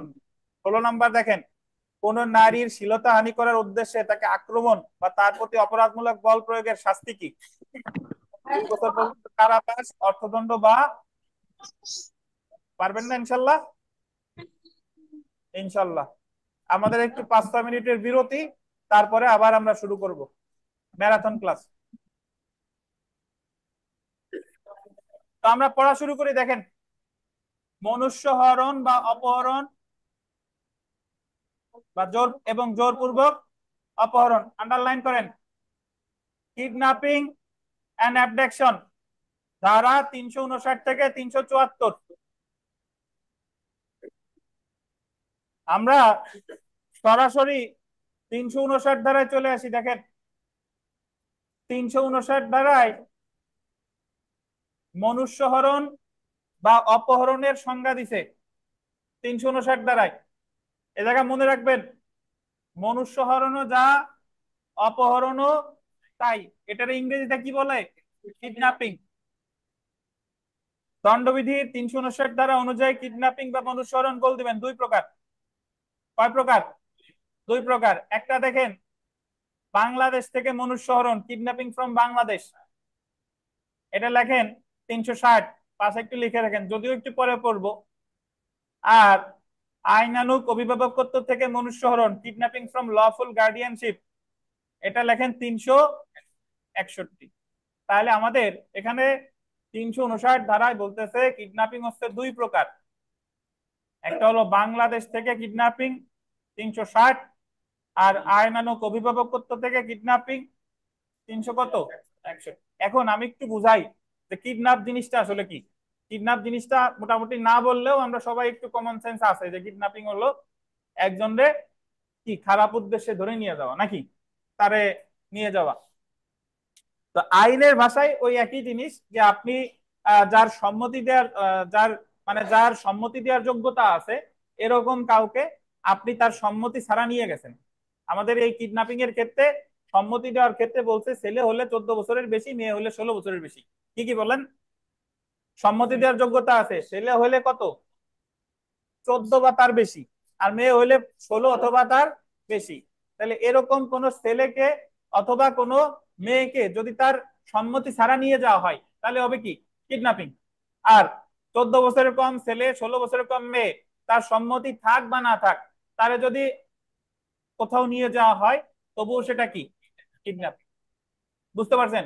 রুবেল ধরেন উনি একজনের সাথে রিলেশন করে, তার বয়স, ওই মেয়ের বয়স ধরেন 15 বছর। এখন বাড়ি থেকে রাজি না, এখন মেয়ের নিয়ে রুবেল তো চলে গেছে, ভালোবেসেই গেছে। তা রুবেল এই জায়গা কি করছে বলেন? 15 বছরের মেয়ের সম্মতির কোনো কি নাই, আইনের দৃষ্টিতে এর কোনো মূল্য নাই। লজ্জা পাবেন না, উদাহরণ। আচ্ছা, তাহলে আমার মনে রাখতে হবে এখন, তাহলে বাংলাদেশ থেকে কিডন্যাপ আসলে কাকে বলে? বাংলাদেশ থেকে কিডন্যাপ মানে যে আপনি কোন পূর্ণবয়স্ক সদস্যরে তার সম্মতি ছাড়া বাংলাদেশের বাইরে নিয়ে গেছেন। বাংলাদেশ থেকে ধরেন ভারত নিয়ে গেছেন, এটা হলো বাংলাদেশ থেকে কিডন্যাপ। আর আইন, আর যদি আপনি 16 বছরের কম মেয়ে, 14 বছরের কম কি ছেলে, এদেরকে যদি আপনি তার সম্মতি থাকার পরেও, সম্মতি থাক বা না থাক, তাহলে নিয়ে গেছেন কোথায়? বাংলাদেশের বাইরে, এটাও বাংলাদেশ থেকে কিডন্যাপ বলে গণ্য হবে। তাহলে আমরা এটা বলতে পারি যে বাংলাদেশ থেকে কিডন্যাপ এটা পূর্ণবয়স্ক সদস্যের ক্ষেত্রেও প্রযোজ্য, আবার কি অপ্রাপ্তবয়স্ক সদস্যদের ক্ষেত্রেও প্রযোজ্য। প্রযোজ্য কিনা বলেন? প্রযোজ্য। আর আইনানুগ অভিভাবকত্ব থেকে কিডন্যাপ আপনি মানে বাংলাদেশের বাইরে নেন নাই, বাট আইনানুগ অভিভাবক কার লাগে? যার বয়স ছেলে হইলে কত? 14 বছরের কম, আর মেয়ে হইলে 16 বছরের কম, তার আইনানুগ অভিভাবক লাগে। তাহলে আর লাগে কার? অপ্রকৃতস্থ বা উন্মাদ, তাদের লাগে। ঠিক আছে, তাহলে আমার মনে রাখতে হবে যে আইনানুগ অভিভাবকত্ব থেকে কিডন্যাপ হলো 361। মানে আপনি একজনরে, কথা বলেন না, বাংলাদেশ থেকে বাইরে নিয়ে গেছেন, এটা হলো 360। এটা প্রাপ্তবয়স্ক হইতে পারে, অপ্রাপ্তবয়স্ক হতে পারে। আর 361 শুধু অপ্রাপ্তবয়স্কের ক্ষেত্রে প্রযোজ্য। আর প্রাপ্তবয়স্ক যদি হয়ও, সে কি হতে হবে? সে হলো পাগল হইতে হবে, উন্মাদ হইতে হবে। বুঝতে পারছেন? তাইলে আমি আবার একটু বলি যে কিডন্যাপের সংজ্ঞা দিছে কততে? অ্যাকচুয়ালি ওই জায়গায় কোনো সংজ্ঞা দেয়নি, ওই জায়গায় জাস্ট ক্লাসিফিকেশন দিয়েছে যে কিডন্যাপিং দুই প্রকার। বাংলাদেশ থেকে কিডন্যাপ 360, আইনানুগ অভিভাবকত্ব থেকে কিডন্যাপ কত? 361। আমি তো বলতে পারি যে বাংলাদেশ থেকে কিডন্যাপ কারে করা যায়? পূর্ণবয়স্ক সদস্যরাও করা যায়, অপূর্ণ বা অপ্রাপ্তবয়স্ক সদস্যরাও করা যায়। বাট ছেলে হইলে 14 বছরের কম, মেয়ে হইলে কত? 16 বছরের কম। ঠিক আছে? আর বা আইনানুগ অভিভাবকত্ব হতে কিডন্যাপ, এটা সবসময় হতে হবে কে? অপ্রাপ্তবয়স্ক। আর প্রাপ্তবয়স্ক হলেও সে কি হবে? পাগল, উন্মাদ বা অপ্রকৃতস্থ। এইটুকু বুঝতেন? তাহলে 359, 60, 61, 362 ধারায় বলছে অ্যাবডাকশন। অ্যাবডাকশন, অ্যাবডাকশন শব্দটার অর্থ হলো, ওটা কিডন্যাপিং এর অর্থ কি ছিল? মনুষ্যহরণ। তাহলে অ্যাবডাকশনের অর্থ হলো জোরপূর্বক মনুষ্যহরণ। বুঝতেন? কিডন্যাপিং এর অর্থ ছিল অপহরণ, অ্যাবডাকশনের অর্থ কি? জোরপূর্বক অপহরণ। অথবা আপনি যদি জোরপূর্বক যুক্ত করতে না চান, তাহলে অ্যাবডাকশনের অর্থ হলো অপবাহন। কি বলেন? অপবাহন। তো তাহলে আমার মনে রাখতে হবে যে অ্যাবডাকশন হচ্ছে 362 ধারায় সংজ্ঞা দিছে। অ্যাবডাকশন যে কোনো বয়সের সদস্যদের ক্ষেত্রে প্রযোজ্য, এটা কম বেশি নাই। কি বলেন? যে কোনো বয়সের সদস্যদের ক্ষেত্রে প্রযোজ্য। আচ্ছা, তো অ্যাবডাকশনের ক্ষেত্রে আপনার দুইটা উপাদান থাকে, আমরা পড়বো। তার আগে একটু হালকা আমি একটু আলোচনা করে নিচ্ছি। অ্যাবডাকশনের ক্ষেত্রে দুইটা উপাদান থাকে, একটা হলো প্রতারণা, আর একটা হলো প্রলুব্ধ করে নিয়ে যাওয়া বা জোরপূর্বক নিয়ে যাওয়া। কিডন্যাপিং এর ক্ষেত্রে এই দুইটা উপাদান সাধারণত থাকে না, কিন্তু অ্যাবডাকশনের ক্ষেত্রে কি থাকবে? হয় প্রতারণা, নইলে জোরপূর্বক নিয়ে যাওয়া। এবং অ্যাবডাকশনের ক্ষেত্রে আপনার পরবর্তী উদ্দেশ্য সর্বদাই খারাপ। অ্যাবডাকশনের আপনি ধরেন একেবারেই কোনো ব্যক্তিরে আপনি নিয়ে গেছেন তার অঙ্গ প্রত্যঙ্গ বিক্রি করার জন্য, চলে বলে কৌশলে, হয় তার সম্মতি ছাড়া নিয়ে গেছেন, নাহলে তাহলে ভুল বুঝাইয়া নিয়ে গেছেন। কাউরে নিয়ে গেছেন আহ তাকে কোথাও পাচার করার জন্য। তার মানে পরবর্তী উদ্দেশ্য সর্বদাই অ্যাবডাকশনের ক্ষেত্রে কি? খারাপ। কিন্তু কিডন্যাপের ক্ষেত্রে পরবর্তী উদ্দেশ্য ভালোও হতে পারে, খারাপও হতে পারে। কিডন্যাপের ক্ষেত্রে পরবর্তী উদ্দেশ্য সর্বদাই অপ্রাসঙ্গিক। বুঝতে পারছেন? ওই যে আমি বললাম যে ধরেন আপনি গোপাল, ঢাকা বিপিএল হচ্ছে, আপনি 13 বছরের একজন বালক রে তার সম্মতি সহ নিয়ে গেছেন, কিন্তু তার পিতামাতার সম্মতি নেন নাই, গোপালগঞ্জ থেকে ঢাকা নিয়ে গেছেন। কি হবে? আইনানুগ অভিভাবকের কাছ থেকে কিডন্যাপ করেছেন বলে কি হবে? গণ্য হবে। যদি তারে ওই যে কাশ্মীর ঘুরতে গেছেন, 14 বছর বয়স্ক একজন মানে 13 বছর বয়স্ক এক ছেলেরে নিয়ে গেছেন তার সম্মতি ছাড়া, কিন্তু তার পিতামাতার সম্মতি নেন নাই, আপনি ঠিকই আবার তারা ফেরত এনে দিলেন, বাট আপনি কি করছেন? কিডন্যাপিং করেছেন বলে গণ্য হবে। কিন্তু অ্যাবডাকশনের পরবর্তী উদ্দেশ্য সর্বদাই কি বলেন? কিন্তু কিডন্যাপে মানে এই পরবর্তী উদ্দেশ্য ভালোও হতে পারে, খারাপও হতে পারে। আশা করি বুঝতেন। আর যদি আপনাকে বলে যে কোনটার ক্ষেত্রে বয়স কোনো বিবেচ্য বিষয় না, কিডন্যাপিং নাকি অ্যাবডাকশন, কোনটা বলেন? অ্যাবডাকশন। আর কিডন্যাপিং এর ক্ষেত্রে ছেলের বয়স কত? 14 বছরের কম। আর মেয়ের বয়স কত? 16 বছরের কম। একটু করি দেখেন।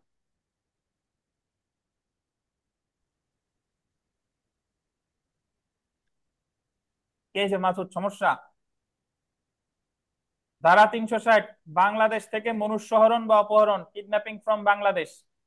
শর্ত বা উপাদান, বাংলাদেশ থেকে মনুষ্যহরণ বা অপহরণ বলে গণ্য হবে, আন্ডারলাইন করবেন, যে ব্যক্তির সম্মতি দেওয়ার যোগ্য তার সম্মতি ছাড়া তাকে বাংলাদেশের সীমানার বাইরে নিয়ে যাওয়া। যে সম্মতি দেওয়ার যোগ্য তার সম্মতি ছাড়া বাংলাদেশের বাইরে কি নিয়ে গেছে। এখন সম্মতি দেওয়ার যোগ্য আমি বুঝবো কিভাবে? সম্মতি দেওয়ার যোগ্য মানে হলো ছেলে হইলে 14 বছরের বেশি, মেয়ে হইলে কত? 16 বছরের বেশি।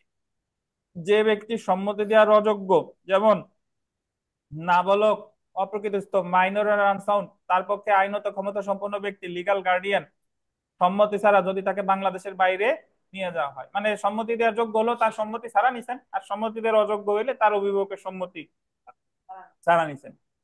এমনকি নাবালক অপ্রকৃতস্থ ব্যক্তির গোল দিবেন সম্মতি নিয়েও তার আইনত অভিভাবক ছাড়া অন্য কোনো ব্যক্তি যদি তাকে বাংলাদেশের বাইরে নিয়ে যায়, তাহলে তাকে বাংলাদেশ থেকে অপহরণ করেছে বলে গণ্য হবে। তো যদি পরীক্ষায় প্রশ্ন আসে আপনার যে বাংলাদেশ থেকে যে অপহরণ, এটা কোন ধরনের ব্যক্তিদের ক্ষেত্রে প্রযোজ্য? প্রাপ্তবয়স্ক নাকি অপ্রাপ্তবয়স্ক নাকি উভয়? প্রাপ্ত অপ্রাপ্ত উভয়। উভয়। আচ্ছা, প্রযোজ্য দেখেন, আহ 360 ধারায় বাংলাদেশ থেকে মনুষ্যহরণ বা অপহরণের অপরাধ হতে পারে, আন্ডারলাইন করবেন, কোন প্রাপ্তবয়স্ক ব্যক্তির ক্ষেত্রে। কার ক্ষেত্রে? প্রাপ্তবয়স্ক ব্যক্তির ক্ষেত্রে বা কোন অপ্রাপ্তবয়স্ক ব্যক্তি বা অপ্রকৃতস্থ ব্যক্তির উভয়ের ক্ষেত্রে। ক্লিয়ার? 360 ধারায় প্রাপ্তবয়স্ক ব্যক্তি বলতে এই যে আন্ডারলাইন করেন, 14 বছরের বেশি বয়স্ক কোনো ছেলে বা 16 বছরের বেশি বয়স্ক কোনো কি মেয়েকে বোঝানো হয়েছে। অপ্রাপ্তবয়স্ক তাইলে ছেলে হইলে 14 বছরের নিচে এবং মেয়ে হইলে কত 16 বছরের নিচে। কারণ 361 ধারার উল্লেখিত বয়স 360 ধারার ক্ষেত্রেও প্রযোজ্য। যারা বেয়ার অ্যাক্ট করেন তারা আবার বলবেন যে স্যার 360-এ তো বয়সের কোনো কথা বলা নাই, বয়সের কথা বলা আছে তো 361-তে। তাহলে 361-র যে বয়স এটা 360-এর ক্ষেত্রেও কি প্রযোজ্য। যেমন দেখেন 14 বছরের বেশি বয়স্ক কোনো ছেলের সম্মতি ছাড়া যদি তাকে বাংলাদেশের বাইরে নিয়ে যাওয়া হয় তাহলে সেটা 360 ধারায় বাংলাদেশ থেকে অপহরণ বলে গণ্য হবে। 14 বছরের বেশি কি হয়েছে ভাই গরম?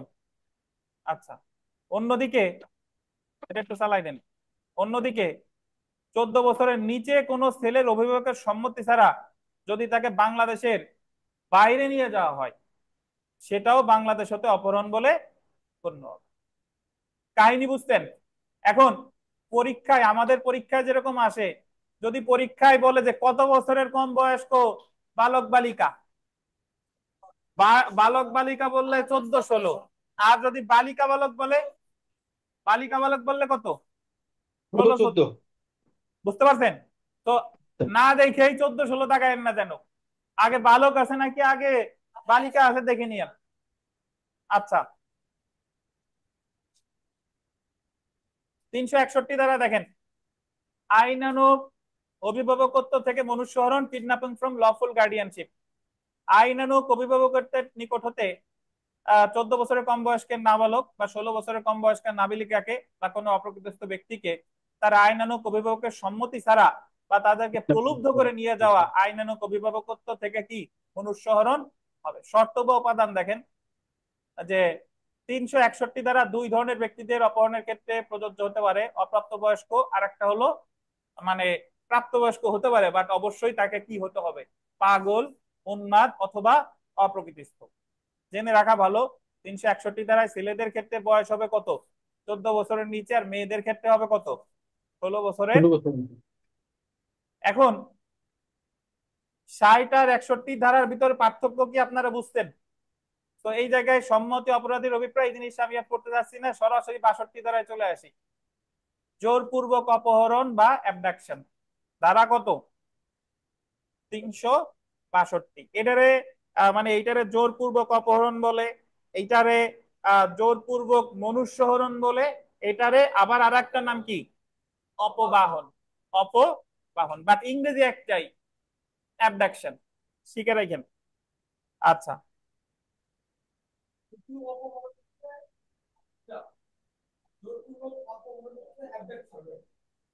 হুম, জি,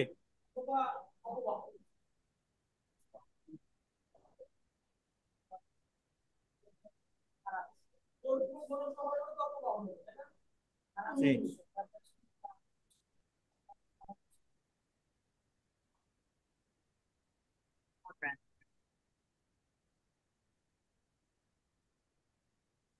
আচ্ছা, তো আমরা জোরপূর্বক অপহরণটা দেখি। যদি কোনো ব্যক্তি অন্য কোনো ব্যক্তিকে কোনো স্থান হতে গমন করার জন্য গোল দিবেন, জোরপূর্বক বাধ্য করে, এটা গোল দেন, জোরপূর্বক বাধ্য করে, বা কোনো গোল দিবেন প্রতারণামূলক উপায়ে প্রলুব্ধ করে, সেই ব্যক্তি জোরপূর্বক অপহরণ বা অ্যাবডাকশন করে বলে গণ্য হবে। দুইটা উপাদান কি কি? জোরপূর্বক বাধ্য করে, আর একটা হলো কি করে প্রতারণা করে। এই ক্ষেত্রে আন্ডারলাইন করেন, বয়স বিবেচ্য বিষয় নয়, এটা যে কোনো বয়সের ব্যক্তির ক্ষেত্রে প্রযোজ্য হতে পারে। তাহলে পরীক্ষায় যদি আপনাদের প্রশ্ন আসে যে যে কোনো ব্যক্তির বয়সে, যে কোনো বয়সের ব্যক্তিদের ক্ষেত্রে কোন অপরাধটি প্রযোজ্য, অপহরণ নাকি অপবাহন, কোনটা বলেন? অপবাহন বা অ্যাবডাকশন। এরপরেও যারা বুঝতেছেন না অপহরণ বা অপবাহন আসলে পার্থক্য কি, মূল পার্থক্য হলো যে অপহরণটা একটি লঘু প্রকৃতির অপরাধ আর অপবাহনটা কি গুরুতর প্রকৃতির অপরাধ। অপহরণের ক্ষেত্রে, কিডন্যাপের ক্ষেত্রে পরবর্তী উদ্দেশ্য অপ্রাসঙ্গিক, আর অ্যাবডাকশনের ক্ষেত্রে পরবর্তী উদ্দেশ্য সর্বদাই কি প্রাসঙ্গিক। উপায় দেখেন, আমরা একটু পার্থক্য পড়ে ফেলি। জোরপূর্বক অপহরণ, অ্যাবডাকশন বা অপহরণ, কিডন্যাপিং এর মধ্যে পার্থক্য হলো কিডন্যাপিং এর ক্ষেত্রে কি উপায় অপরাধটি করা হয়েছে তা অপ্রাসঙ্গিক, আন্ডারলাইন করেন, পাইছেন? যে উপায়ে অপহরণ বা কিডন্যাপিং করা হয়েছে তা নিরপরাধ হতে পারে, কিন্তু অ্যাবডাকশনের ক্ষেত্রে কি এই অপরাধ করা হয়েছে তা কি প্রাসঙ্গিক। অ্যাবডাকশনের ক্ষেত্রে অবশ্যই জোরপূর্বক বাধ্য করা বা কোনো প্রতারণামূলক উপায়ে প্রলুব্ধ করা থাকতে হবে, কিন্তু এমন বল প্রয়োগ কিডন্যাপিং এর ক্ষেত্রে প্রয়োজন না। জোরপূর্বক থাকবে বা প্রতারণা থাকবে কিসের ক্ষেত্রে? অ্যাবডাকশনের ক্ষেত্রে, কিন্তু কিডন্যাপিং এর ক্ষেত্রে এটা অপরিহার্য না। বয়সের কথা যদি বলি, কিডন্যাপিং এর ক্ষেত্রে অবশ্যই একটা বয়সের বিধান আছে, কিন্তু অ্যাবডাকশনের ক্ষেত্রে কোনো বয়সের বিধান নাই। অভিপ্রায়ের কথা যদি বলি, যে কিডন্যাপিং এর ক্ষেত্রে অপরাধীর অভিপ্রায় সম্পূর্ণ অপ্রাসঙ্গিক। ওই যে রুবেল নিয়ে গেছে, অভিপ্রায় তো ভালো ছিল, তবুও কি হবে? কিডন্যাপিং। কিন্তু অ্যাবডাকশনের ক্ষেত্রে এটা গুরুত্বপূর্ণ বিষয়, বুঝছেন? সম্মতি কিডন্যাপিং এর ক্ষেত্রে মানে আপনার সম্মতি কখনো কখনো থাকতে পারে, কখনো কখনো নাও থাকতে পারে। ওই যে 16 বছরের নিচে মেয়ে, 14 বছরের নিচে বালিকা, সম্মতি থাকতে পারে। আর অ্যাবডাকশনের ক্ষেত্রে সম্মতি আদায় জোরপূর্বক আদায় করা হবে অথবা প্রতারণা করে আদায় করা হবে। এই হলো কাহিনী। আমরা শাস্তিতে চলে আসি, দেখেন শাস্তি। আচ্ছা, তারপরেও আমি শাস্তিতে যাওয়ার আগে একটু আপনাদের কাছে একটু জিজ্ঞাসা করি যে আসলেই আপনারা বুঝছেন কিনা। ওই ইয়ার কাছে দেন, আমাদের বিমল সাহেবের কাছে দেন।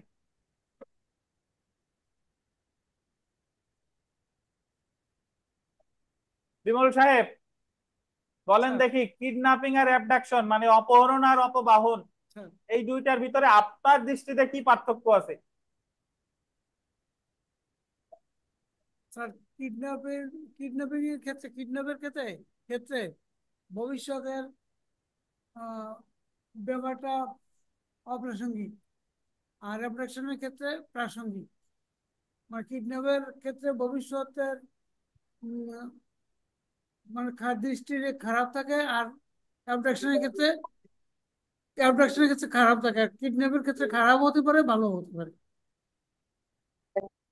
আর অ্যাবডাকশন হয় যে কোনো বয়সের, আর কিডন্যাপের ক্ষেত্রে বয়সের হেরফের আছে, পার্থক্য আছে।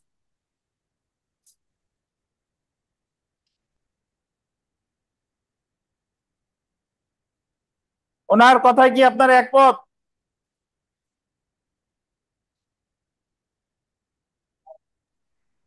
একমত?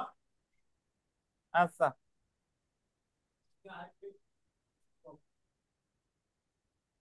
তাহলে আমরা ভাই সাজাই তো।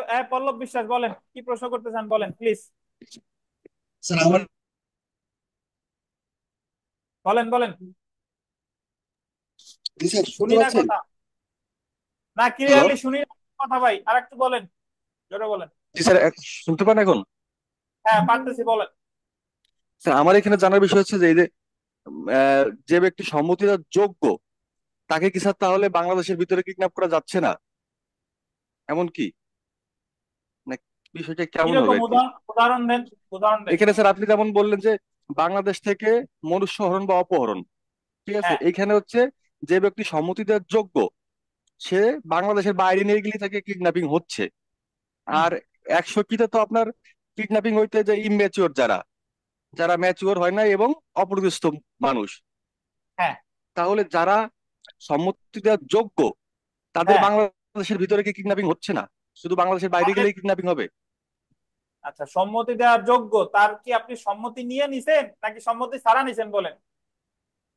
আমি তাকে স্যার সম্মতি ছাড়াই বাংলাদেশের ভিতরেই এক কিডন্যাপ জায়গায় থেকে করলাম, আরেক এমন জায়গায় নিছেন, বোঝাচ্ছে। তাই তো? হ্যাঁ, সম্মতি ছাড়া বাংলাদেশের ধরেন আপনি সম্মতি দেওয়ার যোগ্য, যেহেতু আপনি বাংলাদেশ বার কাউন্সিল পরীক্ষা দিবেন। এখন আপনার প্রশ্নটা হলো যে আপনারা যদি বাংলাদেশের বাইরে নিয়ে যেতাম তাহলে তো বাংলাদেশ থেকে কিডন্যাপ হতো। জি স্যার। আর 61তে বলছে যে আইনানুগ অভিভাবক করতে থেকে, তা আইনানুগ অভিভাবক লাগে হলো যার বয়স 14 বছরের কম ছেলে, আর হ্যাঁ, যার বয়স 16 বছরের কম মেয়ে, অথবা জি স্যার। যার বয়স বেশি কিন্তু সে অপ্রকৃতস্থ। এখন জি আপনি তো স্যার। একেবারে সুস্থ স্বাভাবিক মানুষ, তাইলে আপনার ক্ষেত্রে কি কিডন্যাপ হবে কিনা? সম্মতি দেওয়ার যোগ্য, কিন্তু আপনার সম্মতি ছাড়া বাংলাদেশের এক জায়গায় থেকে আরেক জায়গা নিয়ে গেছে, সেটা হ্যাঁ, কিডন্যাপ হচ্ছে না আইনের ভাষায়, কিন্তু সেটা কি হচ্ছে বলেন? এটা কি স্যার তাহলে অপবাহন। জোরপূর্বক অপহরণ যাবে, 362, জি, অ্যাবডাকশন, অ্যাবডাকশনে যাবে আর কি? জি জি জি স্যার, ওকে স্যার। মানে আমার কোয়ারি ওইটাই ছিল যে যারা জি সম্মতি দেওয়ার যোগ্য তাদের আর কি কিডন্যাপিং করা সম্ভবই না, জি তাদের জি জি। অপহরণ এখন জোরপূর্বক। বুঝছেন? জি স্যার। আচ্ছা, ধন্যবাদ। আচ্ছা, আমরা 363 ধারায় সাজা দেখবো। দেখেন 363 ধারায় আহ আহ শুধু মনুষ্যহরণের শাস্তি, পানিশমেন্ট ফর কিডন্যাপ, যে কোনো বর্ণনার কারাদণ্ড, আন্ডারলাইন করেন 7 বছর এবং অর্থদণ্ড। তো আমার যদি পরীক্ষায় প্রশ্ন আসে যে অপহরণের সাজা কি, 7 বছর এবং অর্থদণ্ড। যদি বলে যে অপহরণের সর্বোচ্চ সাজা কি, 7 বছর সশ্রম কারাদণ্ড এবং অর্থদণ্ড। আপনি বলতে পারেন যে স্যার 7 বছর সশ্রম তো লেখা নাই, 7 বছর সশ্রম লেখার দরকার নাই, এ জায়গায় অপশনে আছে যে কোনো বর্ণনা 7 বছর। তার মানে জজ সাহেব যদি ইচ্ছা করেন তাহলে উনি সর্বোচ্চ ওনার ক্ষমতা কতটুকু, 7 বছর সশ্রম দেওয়া, এর বাইরে দেওয়ার আর ওনার ক্ষমতা নাই। এবং সেই সাথে উনি কি দিতে পারে, অর্থদণ্ড। বলবেন কিছু? জি, 60 61 সাজা, 363 অপহরণ, যেটা অপহরণ, এ জায়গায় অপবাহনের কথা বলা নাই, পানিশমেন্ট ফর কিডন্যাপিং। আর পরে 364-তে দেখেন এই একটা জায়গায় কিডন্যাপের সাজা আলাদা দিছে, আর বাকি সব জায়গায় কিডন্যাপ অ্যাবডাকশন একসাথে। দেখেন, খুন করার উদ্দেশ্যে অপহরণ বা জোরপূর্বক অপহরণ, খুন করার উদ্দেশ্যে অপহরণ বা জোরপূর্বক অপহরণ, kidnapping or abduction in order to murder, কত ধারায়, 364 ধারায় সাজা দেখেন যাবজ্জীবন কারাবাস বা সশ্রম কারাবাস, যা কত 10 বছর হতে পারে। 364 মনে রাখবেন। 364 ক দেখেন, ভিভিআই, এর আগে আমরা পড়ছি, আন্ডারলাইন করবেন 10 বছরের নিচের কোন ব্যক্তিকে, কাকে, 10 বছরের নিচের ব্যক্তিকে, বলেন যে ছেলে নামে, যে কোনো ব্যক্তি 10 বছরের নিচে, মানুষ হলে হইলো, খুন, গুরুতর আঘাত ইত্যাদি উদ্দেশ্যে অপহরণ বা বলপূর্বক গ্রহণ করলে। তো আপনি 10 বছরের নিচের কোনো ব্যক্তিরে যদি অপহরণ করেন খুন, আঘাত বা অন্য কোনো উদ্দেশ্যে, তাহলে 364 পথে সর্বোচ্চ সাজা কত দেখেন, মৃত্যুদণ্ড বা যাবজ্জীবন কারাবাস বা সশ্রম কারাবাস, যা কত 14 বছর পর্যন্ত হতে পারে এবং 7 বছরের নিচে হবে না। এটা ভিভিআই, এটা মনে রাখেন যে যাবজ্জীবন মৃত্যুদণ্ড, যাবজ্জীবন কারাদণ্ড এবং সশ্রম কারাবাস কত, 14 বছর, কয় বছরের নিচে হবে না। এখন আবার বললেন না যে এই 7 বছর কি সশ্রম না বিনাশ্রম, অবশ্যই সশ্রম, অবশ্যই সশ্রম। তাহলে এই ধারা থেকে যে প্রশ্ন হতে পারে অনেকগুলা, যে 364 ক ধারায় কত বছরের নিচের ব্যক্তিরে অপহরণ বা অপহরণ করলে সাজা মৃত্যুদণ্ড, 10 বছরের নিচে। তারপরে আসতে পারে যে 364 ক ধারায় সর্বোচ্চ সাজা কি, মৃত্যুদণ্ড। তারপরে আসতে পারে যে 364 ক ধারায় সর্বনিম্ন সাজা কি, 7 বছর সশ্রম কারাদণ্ড। যদি বলে 364 ধারায় সর্বোচ্চ কারাবাস কত, 14 বছর সশ্রম। সর্বোচ্চ কারাবাস বললে 14 বছর সশ্রম, সর্বোচ্চ সাজা বললে মৃত্যুদণ্ড। আর যাবজ্জীবন বলেন কেন, মৃত্যুদণ্ড। আচ্ছা, 65 পড়া লাগবে না, 66-তে চলে আসেন। 66,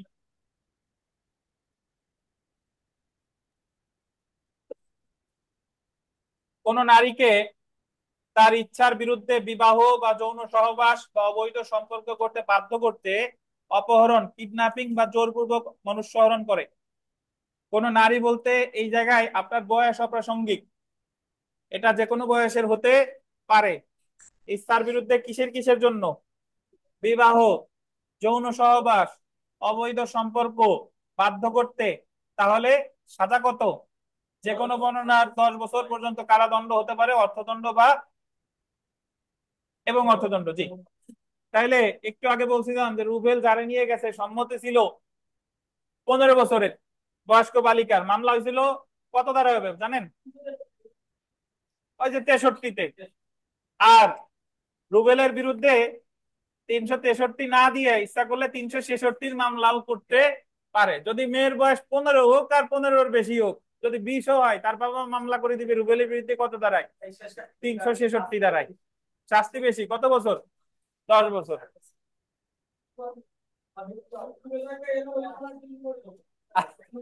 আচ্ছা, দেখেন 366 কটা দেখেন, অবৈধ যৌন সহবাস করার উদ্দেশ্যে আন্ডারলাইন করেন 18 বছরের নিচের বালিকা সংগ্রহ করা, ইংরেজিটা আন্ডারলাইন করেন প্রকিউরেশন অফ মাইনর গার্ল, মানে অবৈধ যৌন সহবাসের উদ্দেশ্যে কত বছরের কম বয়স্ক বালিকাকে? 18 বছর। সাজা কত? 10 বছর। 366 ক, এই জায়গায় সব সাজাই 10 বছর। 366 খটা মনে রাখেন। অবৈধ সহবাসে বাধ্য করতে বিদেশ থেকে 21 বছরের নিচের বালিকা আমদানি। কোথা থেকে আমদানি করছে? বিদেশ থেকে। কত বছরের কম বয়স্ক? 21 বছরের কম বয়স্ক। সাজা কত? সাজা 10 বছর।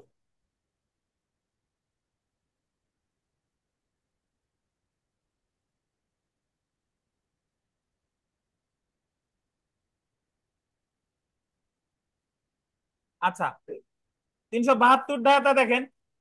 আহ বেশ্যাবৃত্তির জন্য 18 বছরের নিচের নাবালিকা, নাবালক বলছে, এখানে অ্যাকচুয়ালি মাইনর শব্দটা ব্যবহার করছে, সো আপনি আপাতত নাবালিকাই মনে রাখেন। 18 বছরের নিচের কম বালিকা বিক্রয় করা বেশ্যাবৃত্তির উদ্দেশ্যে 372-এর সাজা কত? 10 বছর। তো আপনি আপাত দৃষ্টিতে আপনার যারা এর আগে ভালোভাবে পড়ে নাই, আপনার মনে হইতে পারে যে আমি এত ধারা কিভাবে মনে রাখবো।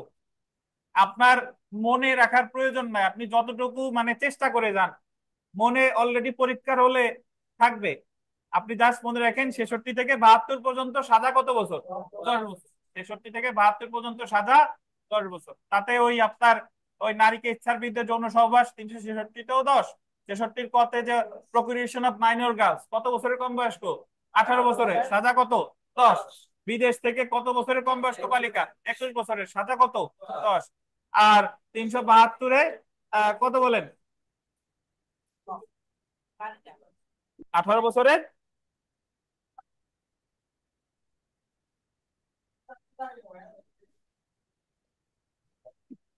18 বছরের বেশি যদি হয় তাহলে ওই যে অন্যান্য যে ধারা আছে সেগুলাতে ফেলবে,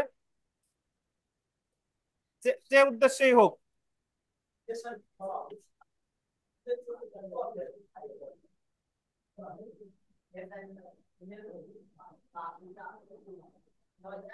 আচ্ছা, 374 ধারাটা লেখেন। 374 ধারা লেখেন। বেআইনি শ্রম বা জবরদস্তি শ্রমে বাধ্য করা। 374 ধারা দিয়ে লেখেন। হ্যাঁ হ্যাঁ, 374 ধারা লেখেন। বেআইনি শ্রম, বেআইনি শ্রম বা জবরদস্তি শ্রমে বাধ্য করা।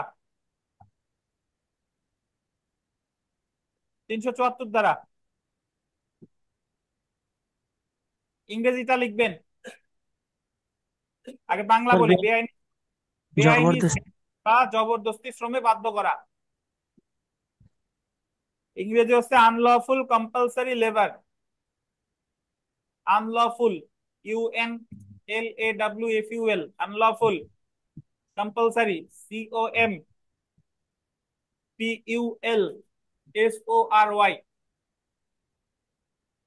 COMPULSORY, compulsory.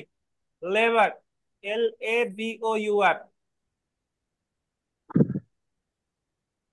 লেখেন যে কোনো বর্ণনার 1 বছর কারাদণ্ড বা অর্থদণ্ড বা উভয়। যে কোনো বর্ণনার 1 বছর কারাদণ্ড, অর্থদণ্ড বা উভয়।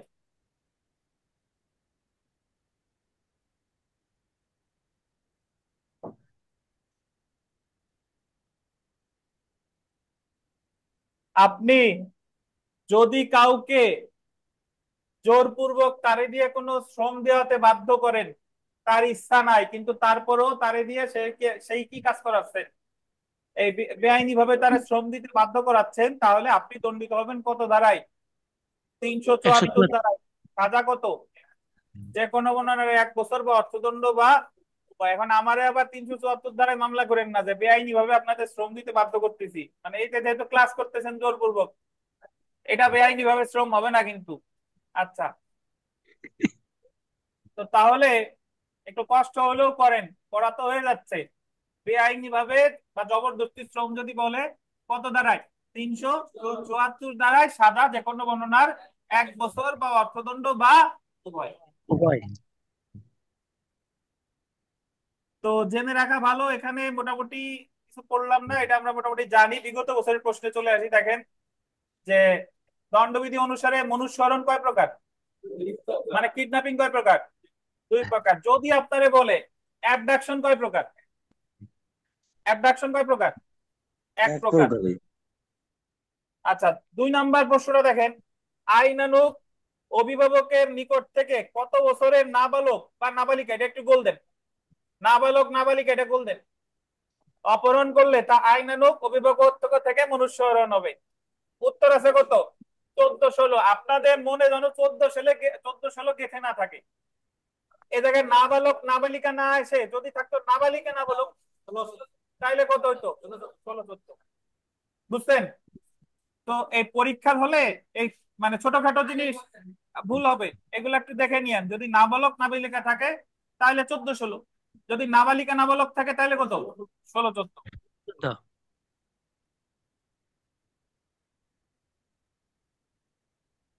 তারপরে দেখেন 3 নাম্বার, 15 বছরের একটি ছেলের সম্মতিতে তার পড়াশোনার জন্য ক তাকে বিদেশে নিয়ে যায়।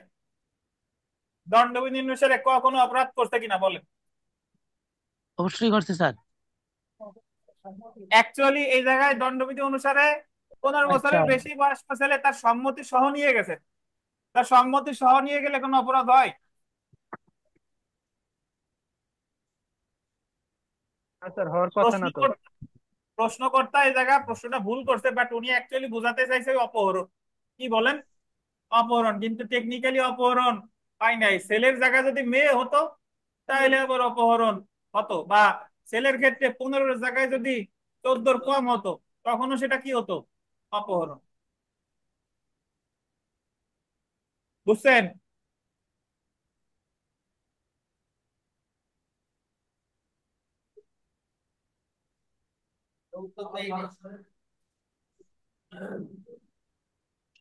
উত্তর তো ভুল।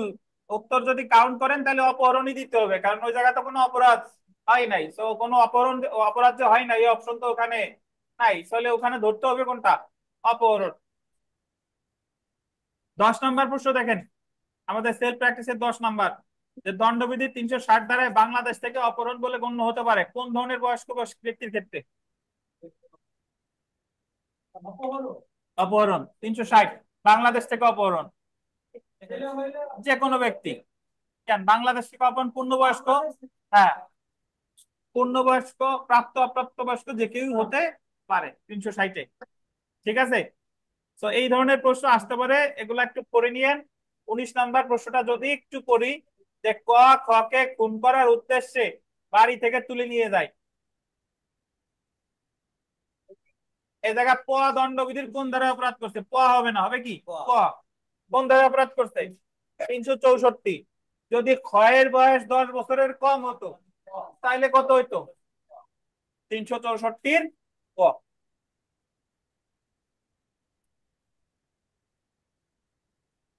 কোনটা বলছি, যে বাংলাদেশ থেকে অপহরণ কোন ধরনের নাগরিকদের ক্ষেত্রে প্রযোজ্য, প্রাপ্তবয়স্ক অপ্রাপ্তবয়স্ক উভয়। আর আপনি যদি বলেন যে প্রাপ্তবয়স্ক কিভাবে, আপনার সম্মতি ছাড়া বাংলাদেশের বাইরে নিয়ে গেছে, এটা প্রাপ্তবয়স্ক। আর অপ্রাপ্তবয়স্ক 14 বছরের কম 16 বছরের কম ছেলে মেয়েরে সম্মতি থাক বানিয়ে থাক, থাক বানা থাক, বাংলাদেশের বাইরে নিয়ে গেছে, এটাও বাংলাদেশ থেকে কিডন্যাপ। তাহলে কিডন্যাপ, বাংলাদেশ থেকে যে কিডন্যাপ, এটা প্রাপ্তবয়স্ক হতে পারে, এটা কি অপ্রাপ্তবয়স্ক হতে পারে। বুঝছেন? 60-ই তো, হ্যাঁ।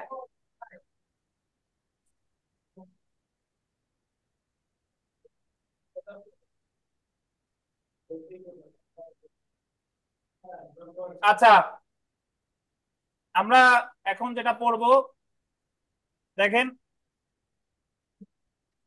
যে ধর্ষণ বা রেপ ধারা 375 থেকে 376।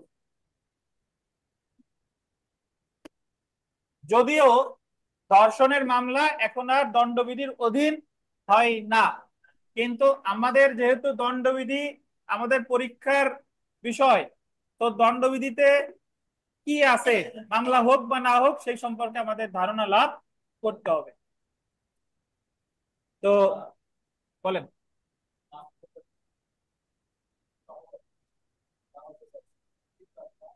কেন?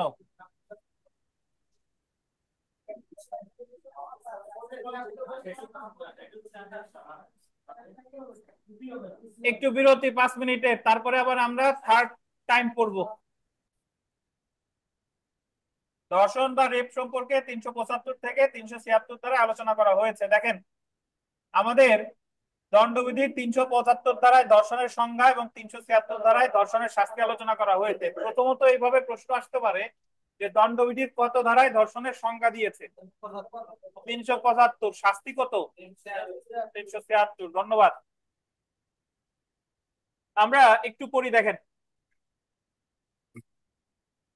ধর্ষণের উপাদান দণ্ডবিধির 375 ধারায় গোল দিবেন 5টি উপাদানের কথা উল্লেখ আছে। পরীক্ষায় প্রশ্ন আসবে যে ধর্ষণের উপাদান কয়টা? 5টা। কোন পুরুষ ধর্ষণ করেছে বলে গণ্য হবে যদি সে নিম্নলিখিত প্রেক্ষাপটে কোন নারীর সাথে যৌন সহবাস করে। কি কি 5টা উপাদান আমরা একটু পড়বো, দেখেন। 1 নম্বর দেখেন, তার ইচ্ছার বিরুদ্ধে, এগেইনস্ট হার উইল। ইচ্ছার বিরুদ্ধে কি? ইচ্ছার বিরুদ্ধে হলো যে তার মানে সেন্স ঠিক ছিল, জোরপূর্বক তার সাথে ওই কাজটা করছে, এটা হলো কি? ইচ্ছার বিরুদ্ধে। 2 নম্বর দেখেন, সম্মতি ছাড়া, উইদাউট হার কনসেন্ট। আপাত দৃষ্টিতে আপনার কাছে মনে হতে পারে যে ইচ্ছার বিরুদ্ধেও যা, সম্মতি ছাড়াও তো তাই, বাট অ্যাকচুয়ালি তাই না। ধরেন কেউ যদি ঘুমন্ত অবস্থায় থাকে, তাহলে ইচ্ছার বিরুদ্ধে হচ্ছে না, এটা কি? সম্মতি ছাড়া। তারে আপনি অচেতন, অচেতন মানে হলো ধরেন তারে আপনি নেশা জাতীয় দ্রব্য খাওয়াইছেন, তাহলে সেটা ইচ্ছার বিরুদ্ধে হচ্ছে না, সেটা কি? সম্মতি ছাড়া। ডাক্তার কোনো টেস্ট করতে গিয়ে তিনি যদি অনৈতিক কোনো কাজ করে, তাহলে সেটাও ইচ্ছার বিরুদ্ধে হচ্ছে না, সেটা কি? সম্মতি ছাড়া। বুঝতে পারছেন? তাহলে ইচ্ছার বিরুদ্ধে সম্মতি ছাড়া প্রকৃতপক্ষে এক উপাদান না। 3 নাম্বার দেখেন, তার সম্মতিতে কিন্তু বলতেন মৃত্যু বা আঘাতের ভয় দেখিয়ে সম্মতি আদায় করা হলে। পরীক্ষায় প্রশ্ন আসবে যে কিসের ভয় দেখাইয়া সম্মতি আদায় করলে ধর্ষণ হবে। এই যে putting her in fear of death, death আর হলো হার্ট। গুরুতর আঘাত না শুধু আঘাত? বলেন। শুধু আঘাত। কি কি? একটা হলো মৃত্যু অথবা আঘাত। এটা কয় নম্বর উপাদান? 3 নাম্বার। আচ্ছা, 4 নাম্বার দেখেন, তার সম্মতিতে, তার মানে এই জায়গাকার মহিলার, যখন মহিলা মনে করে যে পুরুষ লোকটি তার স্বামী, যদিও পুরুষ লোকটি জানে যে সে উক্ত মহিলার স্বামী নয়। এটা বুঝেন? ধরেন যমজ ভাই হতে পারে না? যমজ ভাই তো, যদিও এক ভাই বিবাহিত বা 2 ভাই বিবাহিত হতে পারে, কিন্তু এক ভাই জানতেছে যে ইনি আমার স্ত্রী না, কিন্তু মহিলা ভাবতেছে যে এই হচ্ছে তার স্বামী। এ জায়গা কি হয়েছে? দর্শন। যদিও ওই জায়গায় ইচ্ছার বিরুদ্ধে ছিল না, সম্মতি ছাড়া ছিল না, আঘাত বা মৃত্যুর ভয় ছিল না, তবুও এটা কি হয়েছে? দর্শন বলে গণ্য হবে। 5 নাম্বার দেখেন, তার সম্মতি সহ বা ছাড়া, যে ক্ষেত্রে আন্ডারলাইন করবেন, তার বয়স 14 বছরের কম হয়। মানে 14 বছরের কম হলে আর রুবেল চিন্তা করেন না, এটা দিয়ে আর উদাহরণ দেবো না। নেই, 14 বছরের কম হইলে তার বয়স মানে তার সম্মতি থাক বা না থাক, কি হবে? দর্শন হবে। তো আপনি এখন আমাদের নারী ও শিশু নির্যাতন দমন আইনের অধীন এই বয়সটা হলো 16 বছরের কম। আর দণ্ডবিধির অধীন কত? 14। তাহলে যদি পরীক্ষায় এইভাবে প্রশ্ন আসে যে 15 বছরের একজন বালিকা সম্মতি সহ যদি কারোর সাথে সম্পর্ক স্থাপন করে, দণ্ডবিধি অনুসারে এটা ধর্ষণ হবে কিনা বলেন? দণ্ডবিধি অনুসারে 15 বছরের বালিকা হইলে হবে? হবে না। ওই জায়গায় হইতে হবে কত? দণ্ডবিধি অনুসারে হতে হবে কত? 14 কম। তো আপনি খেয়াল রাখেন, প্রশ্ন কি ওই জায়গায় কি দণ্ডবিধি উল্লেখ করছে নাকি কি নারী শিশু উল্লেখ করছে? পাকনামি করা যাবে না। ধরেন ওই যে আমি আপনাদের একবার বলছিলাম যে বিজিএস পরীক্ষা একবার একটা প্রশ্ন এসেছিল মুসলিম লতে, যে বিবাহ বিচ্ছেদের কত চন্দ্র বছরের মধ্যে সন্তান জন্মগ্রহণ করলে সন্তানের বৈধতার চূড়ান্ত প্রমাণ? আমাদের হানাফি ল, এটা আপনারা যখন যারা বিজিএস পরীক্ষা দিবেন তারা পড়বেন, ওই জায়গায় বলা আছে যে বিবাহ বিচ্ছেদের 2 চন্দ্র বছরের মধ্যে, মানে একজনের হাজবেন্ডের সাথে ওনার বিবাহ বিচ্ছেদ হয়ে গেছে, হাজবেন্ড মারা গেছে বা তালাক হয়েছে, হোয়াটএভার যাই হোক না কেন, তো বাচ্চাটা হয়েছে কতদিনের মধ্যে? 2 চন্দ্র বছরের মধ্যে জন্মগ্রহণ করলে সে বৈধ। এখন আপনার কাছে মনে হইতে পারে যে স্যার 2 বছর কিভাবে হয়, এটা কিভাবে হয় সেটা ইসলামিক স্কলাররা বা ওটার প্রেক্ষাপট আলাদা, বাট ওটার উত্তর কি, 2 বছরের মধ্যে জন্মগ্রহণ করলেই সেটা কি বৈধ। কিন্তু আমাদের সাক্ষ্য আইন অনুসারে বিবাহ বিচ্ছেদের কত দিনের মধ্যে বলে? 280 280 দিন। কত ধারা? 112 ধারায়। আমাদের সাক্ষ্য আইনের 112 ধারায় বলেছে যে বিবাহ বিচ্ছেদের 280 দিনের মধ্যে যদি কোনো সন্তান জন্মগ্রহণ করে এবং ওই সময় যদি মাতা অবিবাহিত অবস্থায় থাকে তাহলে সেটার সন্তানের বৈধতার চূড়ান্ত প্রমাণ। এখন প্রশ্ন আসছে সাক্ষ্য আইনে ওই জায়গায় 280 দিনও আছে বা 2 চন্দ্র বছরও আছে, আপনি 2 চন্দ্র বছর তাকাইলে হবে? হবে না। আবার মুসলিম ল বলছে হানাফি আইন অনুসারে ওই জায়গায় 280 দিন তাকাইলে হবে? হবে না। তাহলে আমার প্রেক্ষাপট দেখতে হবে যে প্রশ্নটা কোন বিষয় থেকে আসছে, দণ্ডবিধি নাকি নারী ও শিশু নির্যাতন দমন। আর এই 5টা অপরাধ আপনি মনে রাখেন, ইচ্ছার বিরুদ্ধে, সম্মতি ছাড়া, ভয় দেখাইয়া, কিসের ভয়? মৃত্যু বা আঘাত। আর একটা হলো যে স্ত্রী জানে যে তার স্বামী, স্বামী জানে যে সে তার মানে মানে সে তার স্বামী না, অ্যাকচুয়ালি সে তার স্ত্রী না, যাই ভাবুক। আর হলো 14 বছরের কম বয়স্ক, সম্মতি থাক বা না থাক। আশা করি পারবেন নাকি? যদি বলে যে ধর্ষণের 3য় উপাদান কোনটি 375 ধারায়, বা 4র্থ উপাদান কোনটি, এইভাবে যদি আসে আশা করি পারবেন।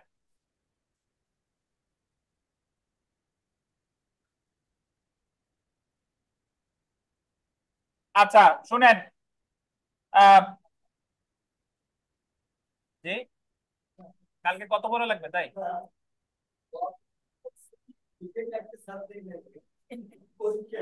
আচ্ছা আচ্ছা শুনেন, একজন প্রশ্ন করছেন যে স্যার বিয়ের প্রলোভন দেখিয়ে ধর্ষণ প্রাসঙ্গিক হবে কিনা। আপাতত আমাদের এই যে 375 দ্বারা এই জায়গা কি প্রলোভনের কথা কোনো কথা আছে? তো আপনি ওই যে আমাদের যে সংশোধনীটা আনা হয়েছে, রুবেল কথা বলেন না, সংশোধনী আনা হয়েছে ওটা হলো নারী ও শিশু নির্যাতন দমনের বিষয়।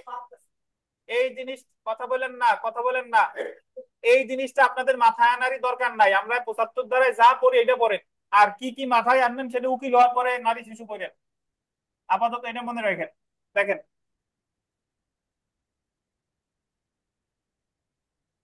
বিধিবদ্ধ ধর্ষণ,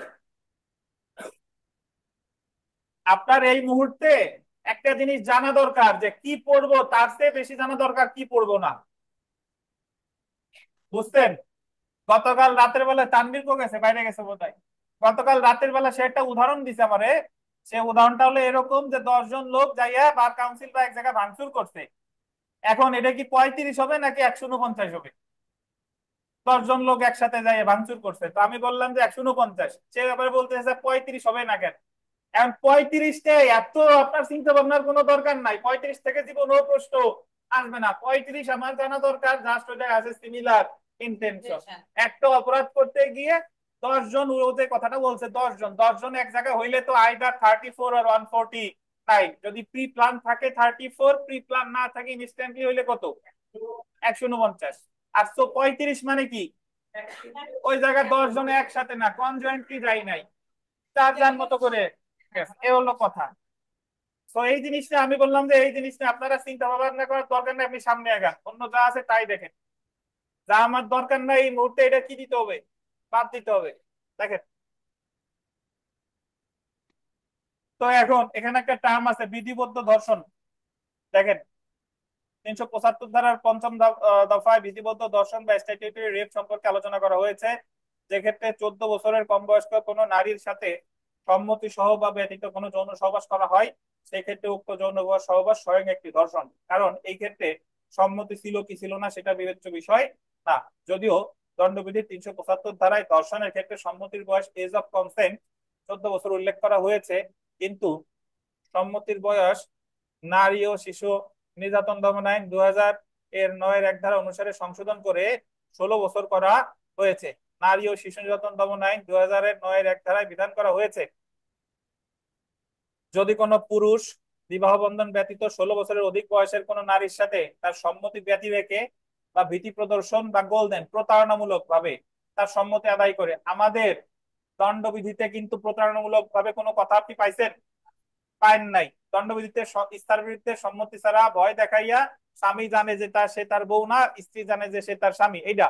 আর একটা হচ্ছে কি 14 বছরের কম বয়স, এই জায়গায় প্রতারণামূলক কোনো কথা নাই। তাহলে প্রতারণা, বিয়ের প্রলোভন যা যা আছে সবকিছু আছে কোথায়? নারী শিশু। ওটা আপনার না জানলেও কোনো সমস্যা নাই। এবং রিসেন্টলি সর্বশেষ যে সংশোধনীটা এনেছে সেখানে 9-এর খ ধারা যোগ করছে। 9-এর খ যে জায়গায় বলছে যে বিয়ের প্রলোভন দেখাইয়া যদি কোনো শারীরিক সম্পর্ক করা হয় সেটা পরবর্তীতে ধর্ষণ বলে গণ্য হবে না। বুঝতে পারছেন? আগে সেটা ধর্ষণ হইতো, যে বিয়ের প্রলোভন দেখে শারীরিক সম্পর্ক করছে, পরে গিয়ে বিয়ে না করলে ওই নারীকে ধর্ষণের মামলা করতো। এখন আর সেটা ধর্ষণের মামলা হবে না, এখন ওইটার হবে 9-এর খতে শাস্তি আছে আমার যতদূর মনে পড়ে 7 বছর বা 10 বছর জন্য, এই টাইপের কিছু। দেখেন, তাই আমাদের দণ্ডবিধিতে কিন্তু প্রতারণামূলক কোনো কথা নাই। 16 বছরের কম বয়সের কোন নারীর সাথে তার সম্মতি সহ বা সম্মতি ব্যতি রেখে যৌন সঙ্গম করে তাহলে উক্ত নারীকে ধর্ষণ বলে গণ্য করা হবে। এখন আপনাকে যে জিনিসটা জানতে হবে সেই জিনিসটা হলো যে যদি পরীক্ষায় প্রশ্ন আসে যে দণ্ডবিধির 375 ধারায় কোন উপাদানে স্ট্যাটিউটরি রেপ সম্পর্কে বলা হয়েছে, কোন উপাদান বলেন? পঞ্চম উপাদান। মনে রাখেন কোন উপাদান? পঞ্চম উপাদান। ধন্যবাদ। এখন শুনেন, বৈবাহিক ধর্ষণ বা নিজের স্ত্রীর সাথে ধর্ষণ, ম্যারিটাল রেপ, এটা বিবিআই, এবং এটা নিয়ে আপনাদের এক এক বইতে এক এক রকম লেখা আছে, আপনার জানতে হবে। বিষয়টা হচ্ছে যে 375 ধারায় সংজ্ঞায় দিছে যে যদি আপনার নিজের স্ত্রীর বয়স 13 বছরের কম হয়, তার সাথে আপনি যৌন সহবাস করলে সেটা ধর্ষণ বলে গণ্য হবে, এটা বলে ম্যারিটাল রেপ। বাকি বৈবাহিক ধর্ষণ, বাট স্ত্রীর বয়স হইতে হবে কত? 13 বছরের কম। এই জায়গায় স্ত্রীর সম্মতি ছিল কি ছিল না সেটা অপ্রাসঙ্গিক। তাহলে যদি পরীক্ষায় প্রশ্ন আসে যে বৈবাহিক ধর্ষণের ক্ষেত্রে স্ত্রীর বয়স কত হতে হবে? 13 বছরের কম। এটুকু বুঝতেন? তাহলে আমাদের যে জিনিসটা জানা দরকার যে স্ট্যাটিউটরি রেপ আছে কত ধারায়, মানে 375-এর কোন উপাদান? পঞ্চম উপাদান। আর ম্যারিটাল রেপের কথা 375 ধারায় ব্যাখ্যায় বলছে, এক্সপ্লানেশনে বলছে। বাট এই ক্ষেত্রে স্ত্রীর বয়স কত হতে হবে? তাহলে পরীক্ষায় প্রশ্ন আসবে যে ম্যারিটাল রেপের ক্ষেত্রে নিজের স্ত্রীর বয়স কত হতে হবে? একটু পড়ি দেখেন, কোন পুরুষ কর্তৃক নিজের স্ত্রীর সাথে যৌন সহবাস ধর্ষণ বলে গণ্য হবে না যদি না স্ত্রীর বয়স 13 বছরের নিচে হয়। অর্থাৎ সম্মতি সহ বা ব্যতীত নিজের স্ত্রীর সাথে, নিজের স্ত্রী শব্দটা গোল দিয়ে, নিজের স্ত্রীর সাথে যৌন সহবাস ধর্ষণ হতে পারে যদি স্ত্রীর বয়স কত হয়? 13 বছরের কম হয়।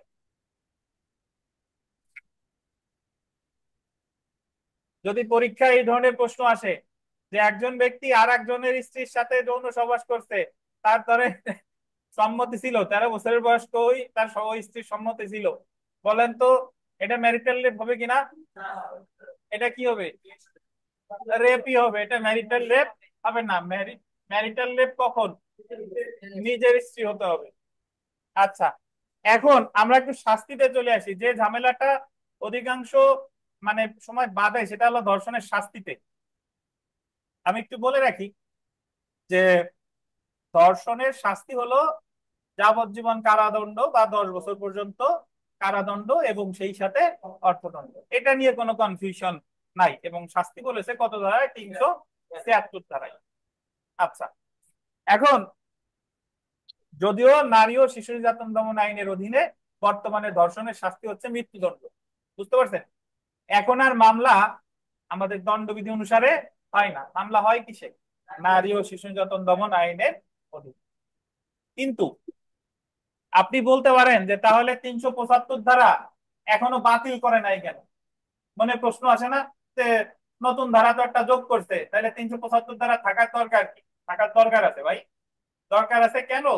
ধরেন আপনার ওই যে আহ, নারী ও শিশু নির্যাতন দমন আইন হলো আপনার 2000 সালের আইন। কত সালের আইন? 2000। এখন একটা ধর্ষণ ধরেন সংগঠিত হয়েছিল 1990 সালে, তখন কোনো মামলা টামলা কিছু হয় নাই। এখন 1990 সালের ধর্ষণ রিলেটেড মামলা 2025-এ এসেও করা যাবে, জানেন?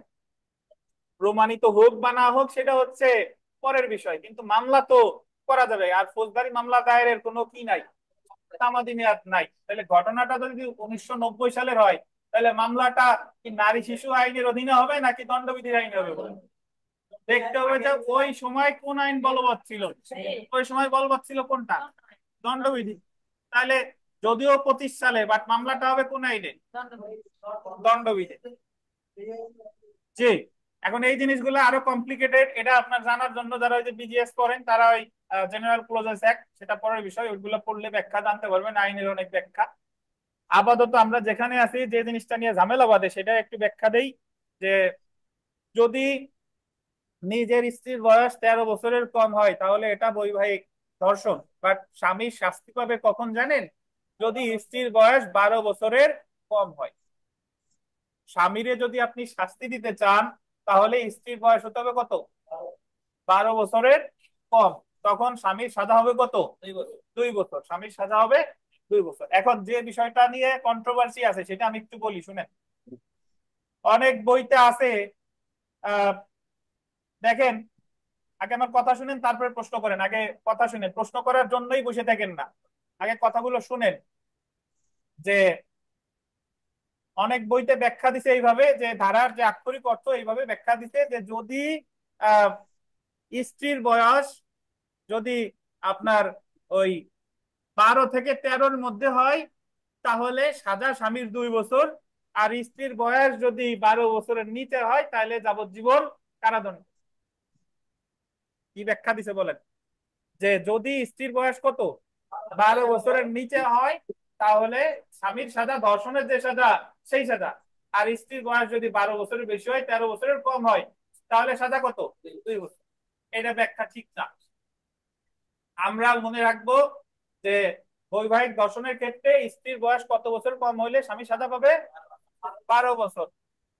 এবং তাহলে আপনি বলতে পারেন যে স্যার, তাহলে স্ত্রীর বয়স যদি 12 বছরের বেশি হয়, 13 বছরের কম হয়, তাহলে কি হবে? তাহলে কোনো সাজার বিধান দণ্ডবিধিতে নাই। আমি কিছু রেফারেন্স দিই আপনারে।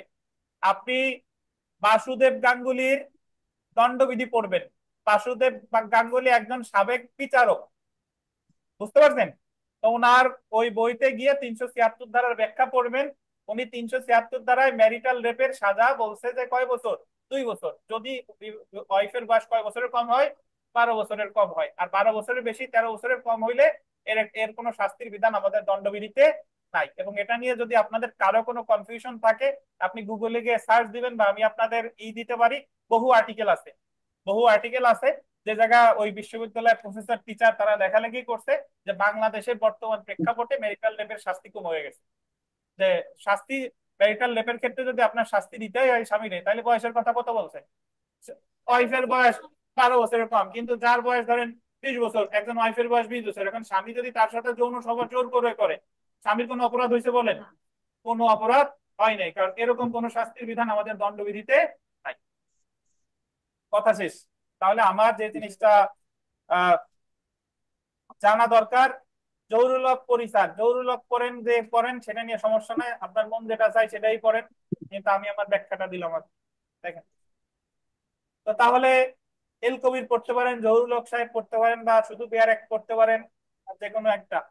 তো আপাতত মনে রাখেন যে আমরা তাহলে কি শিখলাম? যে ধর্ষণের ক্ষেত্রে ম্যারিটাল রেপ হতে হলে স্ত্রীর বয়স কত হতে হবে? 13 বছরের কম। আর স্বামীর সাজা দিতে হলে কত?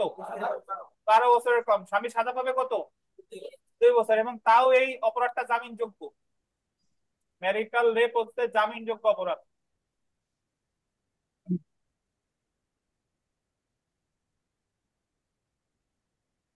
একটু পড়ি, দেখেন। বৈবাহিক ধর্ষণের ক্ষেত্রে স্ত্রীর বয়স এবং বৈবাহিক ধর্ষণের শাস্তির ক্ষেত্রে স্ত্রীর বয়সের মধ্যে সুস্পষ্ট অসামঞ্জস্যতা রয়েছে।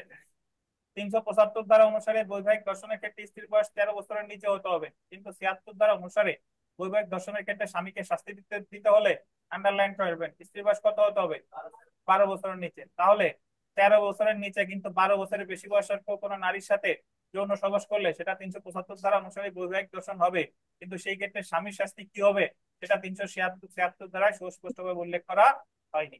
যাই হোক, 376 ধারা অনুসারে কোনো ব্যক্তি তার নিজের স্ত্রীর সাথে যৌন সহবাস করলে তার স্ত্রীর বয়স 12 বছরের নিচে হলে উক্ত ব্যক্তি যে কোনো বর্ণনার কারাবাস যা কত 2 বছর পর্যন্ত হতে পারে, অর্থদণ্ড বা উভয় দণ্ডে দণ্ডিত হতে পারে। তাহলে আমরা দর্শনের সাজায় যদি চলে আসি, দেখেন যে মূলত ধর্ষণের যে সাজা দণ্ডবিধিতে যাবজ্জীবন কারাদণ্ড বা যে কোনো বর্ণনার কত 10 বছর এবং অর্থদণ্ড।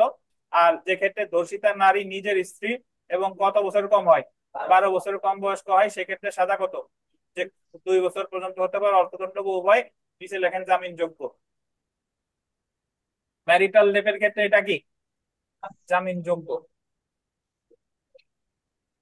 এবং আর একটা জিনিস মনে রাখেন, যদি বলে 13 বছরের কম বয়স্ক স্ত্রীর বয়স হইলে ধর্ষণ বলে গণ্য হবে, এই কথা বলছে 375-এ। আর স্বামী স্ত্রীর বয়স 12 বছরের কম হইলে স্বামী শাস্তি পাবে, এটা বলছে 376-এ। হ্যাঁ হাবিব সাহেব বলেন। স্যার ধারা 375 এবং 76 আমাদের এমসিকিউ পরীক্ষার জন্য কি মোটামুটি গুরুত্বপূর্ণ কিনা স্যার? হ্যাঁ গুরুত্বপূর্ণ। আচ্ছা স্যার, তাহলে স্যার এই 12 বছরের প্যাচটা একটু ক্লিয়ার করা দরকার। এটা আপনি প্রথমে যেভাবে বলছিলেন এটা নিয়ে আমি ইতিপূর্বে আগে প্যাচটা লাগছিল, পরে এটা ঘেটে ঘুটে সলভ করে রাখছিলাম আর কি। প্রথম যেভাবে বলছিলেন স্যার 12 বছরের নিচে হইলে ধর্ষণ হবে রেগুলার, আর 12 থেকে 13 হইলে 2 বছর শাস্তি, 13 উপরে হইলে স্ত্রীর সাথে সেটা ধর্ষণ হিসাবে গণ্য হবে না। এটাই স্যার সঠিক হিসাবে আমি ইয়া করে রাখছিলাম, আমাকে আইডেন্টিফাই করে রাখছিলাম। আমি তো বলছিলাম পরবর্তীতে যেটা বললেন, জি স্যার, মানে এটা কোথায় আপনি বলেন নাই, আজকে বললেন আর কি। আজকে বললেন যে এটা এই ব্যাখ্যাটা না সঠিক না, না, এটা আগে বলছেন। আগে কোথাও বলছিলাম, আগে কোথাও বলছিলাম। না স্যার, না স্যার, আচ্ছা, এটা অন্য আজকে বইয়ের। আলোচনার শুরুতে, হ্যাঁ হ্যাঁ, অন্য জায়গার ব্যাখ্যা আমি আলোচনার কোনোদিনও বলি। জি জি জি। না স্যার, আপনি এটা ভুল ব্যাখ্যা বলছিলেন আর কি, হ্যাঁ যে হ্যাঁ হ্যাঁ, ভুল ব্যাখ্যাটা ভুল। ব্যাখ্যা। জি জি জি। জি, কিন্তু বেয়ার অ্যাক্টের সাথে কিন্তু এই ব্যাখ্যাটাই মিল আছে স্যার। আপনার বেয়ার অ্যাক্ট তো, যে বেয়ার অ্যাক্ট করেন এক এক রাইটার এক এক ধরনের বেয়ার অ্যাক্ট। আপনি আপনাকে আমি 10-12টা রেফারেন্স দেখাবো যে আমি যে কথা বললাম।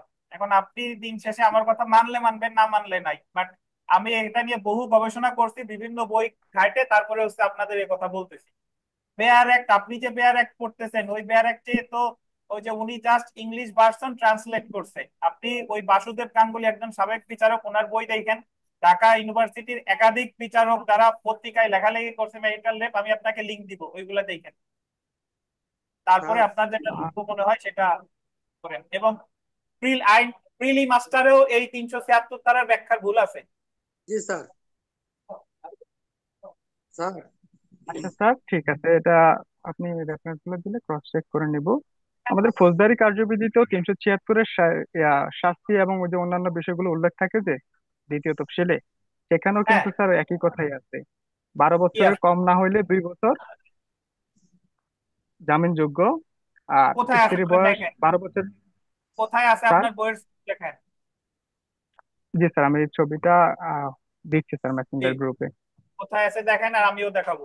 আর দিন শেষে আমি যেটা বলছি, আমার কথা যদি আপনার ইচ্ছায় মানবেন, না হলে মানবেন না, কথা শেষ। এবং আমি আপনাদের যেহেতু অবশ্যই স্যার, অবশ্যই আপনার কথা ইউটিউবে মানবো না আমি কেন স্যার? পড়াচ্ছি, আমার লেকচার সারা বাংলাদেশের লোকজন শুনে, তো যে কোনো বিষয় আমি যাচাই না করে তো আর আপনারে আমি বলতেছি না। এবং এটা একটা কন্ট্রোভার্সিয়াল ইস্যু, এর আগেও বহুবার বিভিন্ন বিষয় নিয়ে হয়েছে। তো আমার রেফারেন্স আমি দেখাবো, আপনি দেখেন। জি, আপাতত এখানে এতটুকুই স্যার ছিল। আগান স্যার প্লিজ। স্যার হ্যাঁ হ্যাঁ। ঠিক আছে স্যার, স্কিপ স্যার করেন স্যার। জি এবং আপনি আগে ইংরেজি ওই ভাষণটা ভালোভাবে পড়বেন, আগে ইংরেজি লাইনটা পড়েন।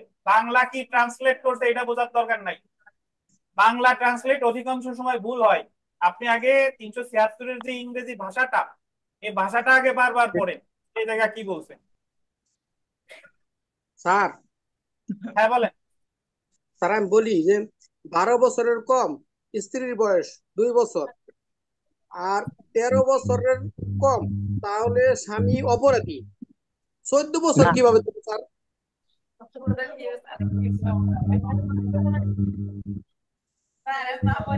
শুনেন, আমি 13+ হলে অপরাধী হবে না। ভাই আমারটা শেষ করতে দেন। আমি আমি আপনার লাস্ট কথা বলে দেই কামরুজ্জামান সাহেব। জি স্যার। 12 বছরের স্ত্রীর বয়স 12 বছরের কম হলে স্বামী সাজা পাবে 2 বছর। স্ত্রীর হুম। বয়স 12 বছরের বেশি 13 বছরের কম, সাজার কথা বলা নাই। না আর এটা স্ত্রীর এটা আমি বয়স বলছি স্যার যে স্বামী অপরাধী, এটা বলি নাই স্যার সাজা, কিন্তু 14 বছরটা আমার কোন ক্ষেত্রে, মানে আমি অবজেক্টিভ মাঝে মাঝে 14 হয়, 12 হয়, 13 হয়, তখন কনফিউশনে পড়ি স্যার। সাজা হলোই না। ওয়াইফের বয়স 14 বছর যদি হয় তাহলে তো হ্যাঁ। ম্যারিটাল রেপের কথা আসেই না। ও ঠিক আছে। স্যার 12 বছরের 377 ধারা দেখেন।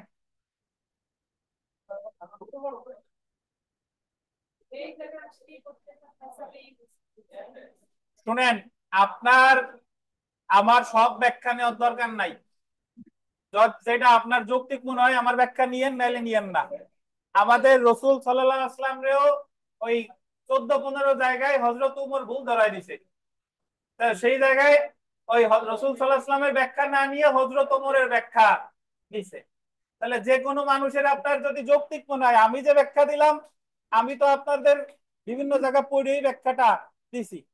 কিন্তু আপনার ওই যে বাজারের যে পেয়ার গুলো পড়েন শুধু ইংলিশ টু বেঙ্গলি চটি বই, ওই চটি বইয়ের বিভিন্ন জায়গায় ট্রান্সলেশনে ভুল থাকে। বহু নজির আমি আপনারে দেখাইতে পারি। এই কারণে ভালো রাইটার কাজী শামসুর রহমান, ওই যে বাসুদেব গাঙ্গুলি, ইংরেজিতে এল কবির, ওনাদের বইয়ের রেফারেন্স করবেন। সিপিসি যদি পড়তে চান পড়বেন মাহমুদুল ইসলাম, 2 খণ্ড বই পাওয়া যায়। এখন আমি কিনছিলাম 2000 টাকা দিয়ে, এখন 3000 টাকা হইতে পারে। মাহমুদুল ইসলাম, তাকওয়ানি, এনাদের বই পড়বেন। বুঝতে পারছেন? তো দণ্ডবিধিতে এরকম আছে, বাসুদেব গাঙ্গুলি, তারপরে যে আপনি যে বলেন জহুরুল ইসলাম, এগুলা দেখেন। আচ্ছা, কথা শেষ। এই বিষয় নিয়ে আর আমি আগাতে চাচ্ছি না। আপনার যার যার মনে হয় নিবেন, না হলে নাই। 377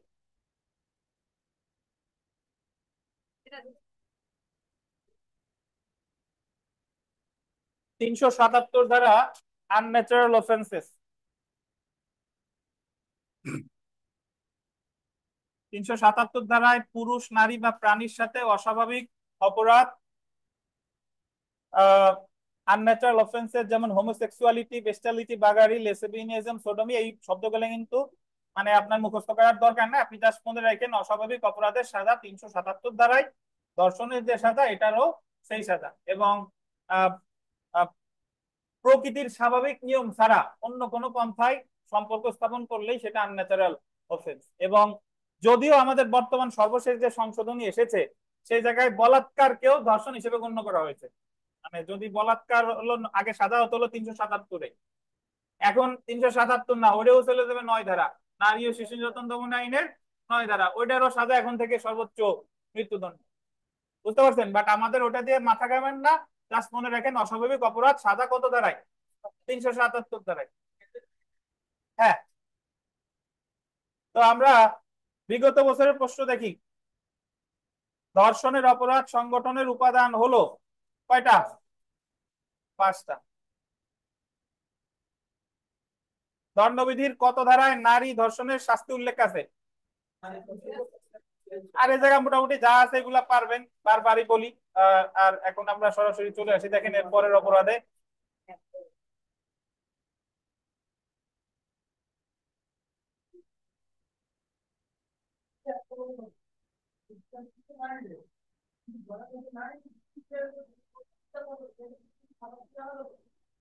না, পড়ে নেই কেউ।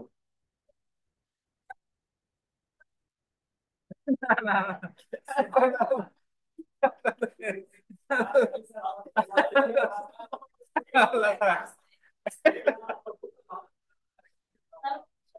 আচ্ছা, আচ্ছা, শুনেন শুনেন, এই না আলামিন সাহেব, এরকম কোন সাদার বিধান নাই।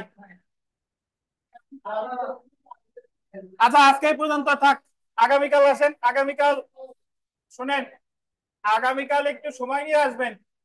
আগামীকাল চেষ্টা করবো একবারে ঢাকা পৌঁছানোর, দণ্ডবিধি নিয়ে। একটু সময় নিয়ে আসেন আগামীকাল, দণ্ডবিধি শেষ করার। আজকে এই পর্যন্তই। আল্লাহ হাফেজ।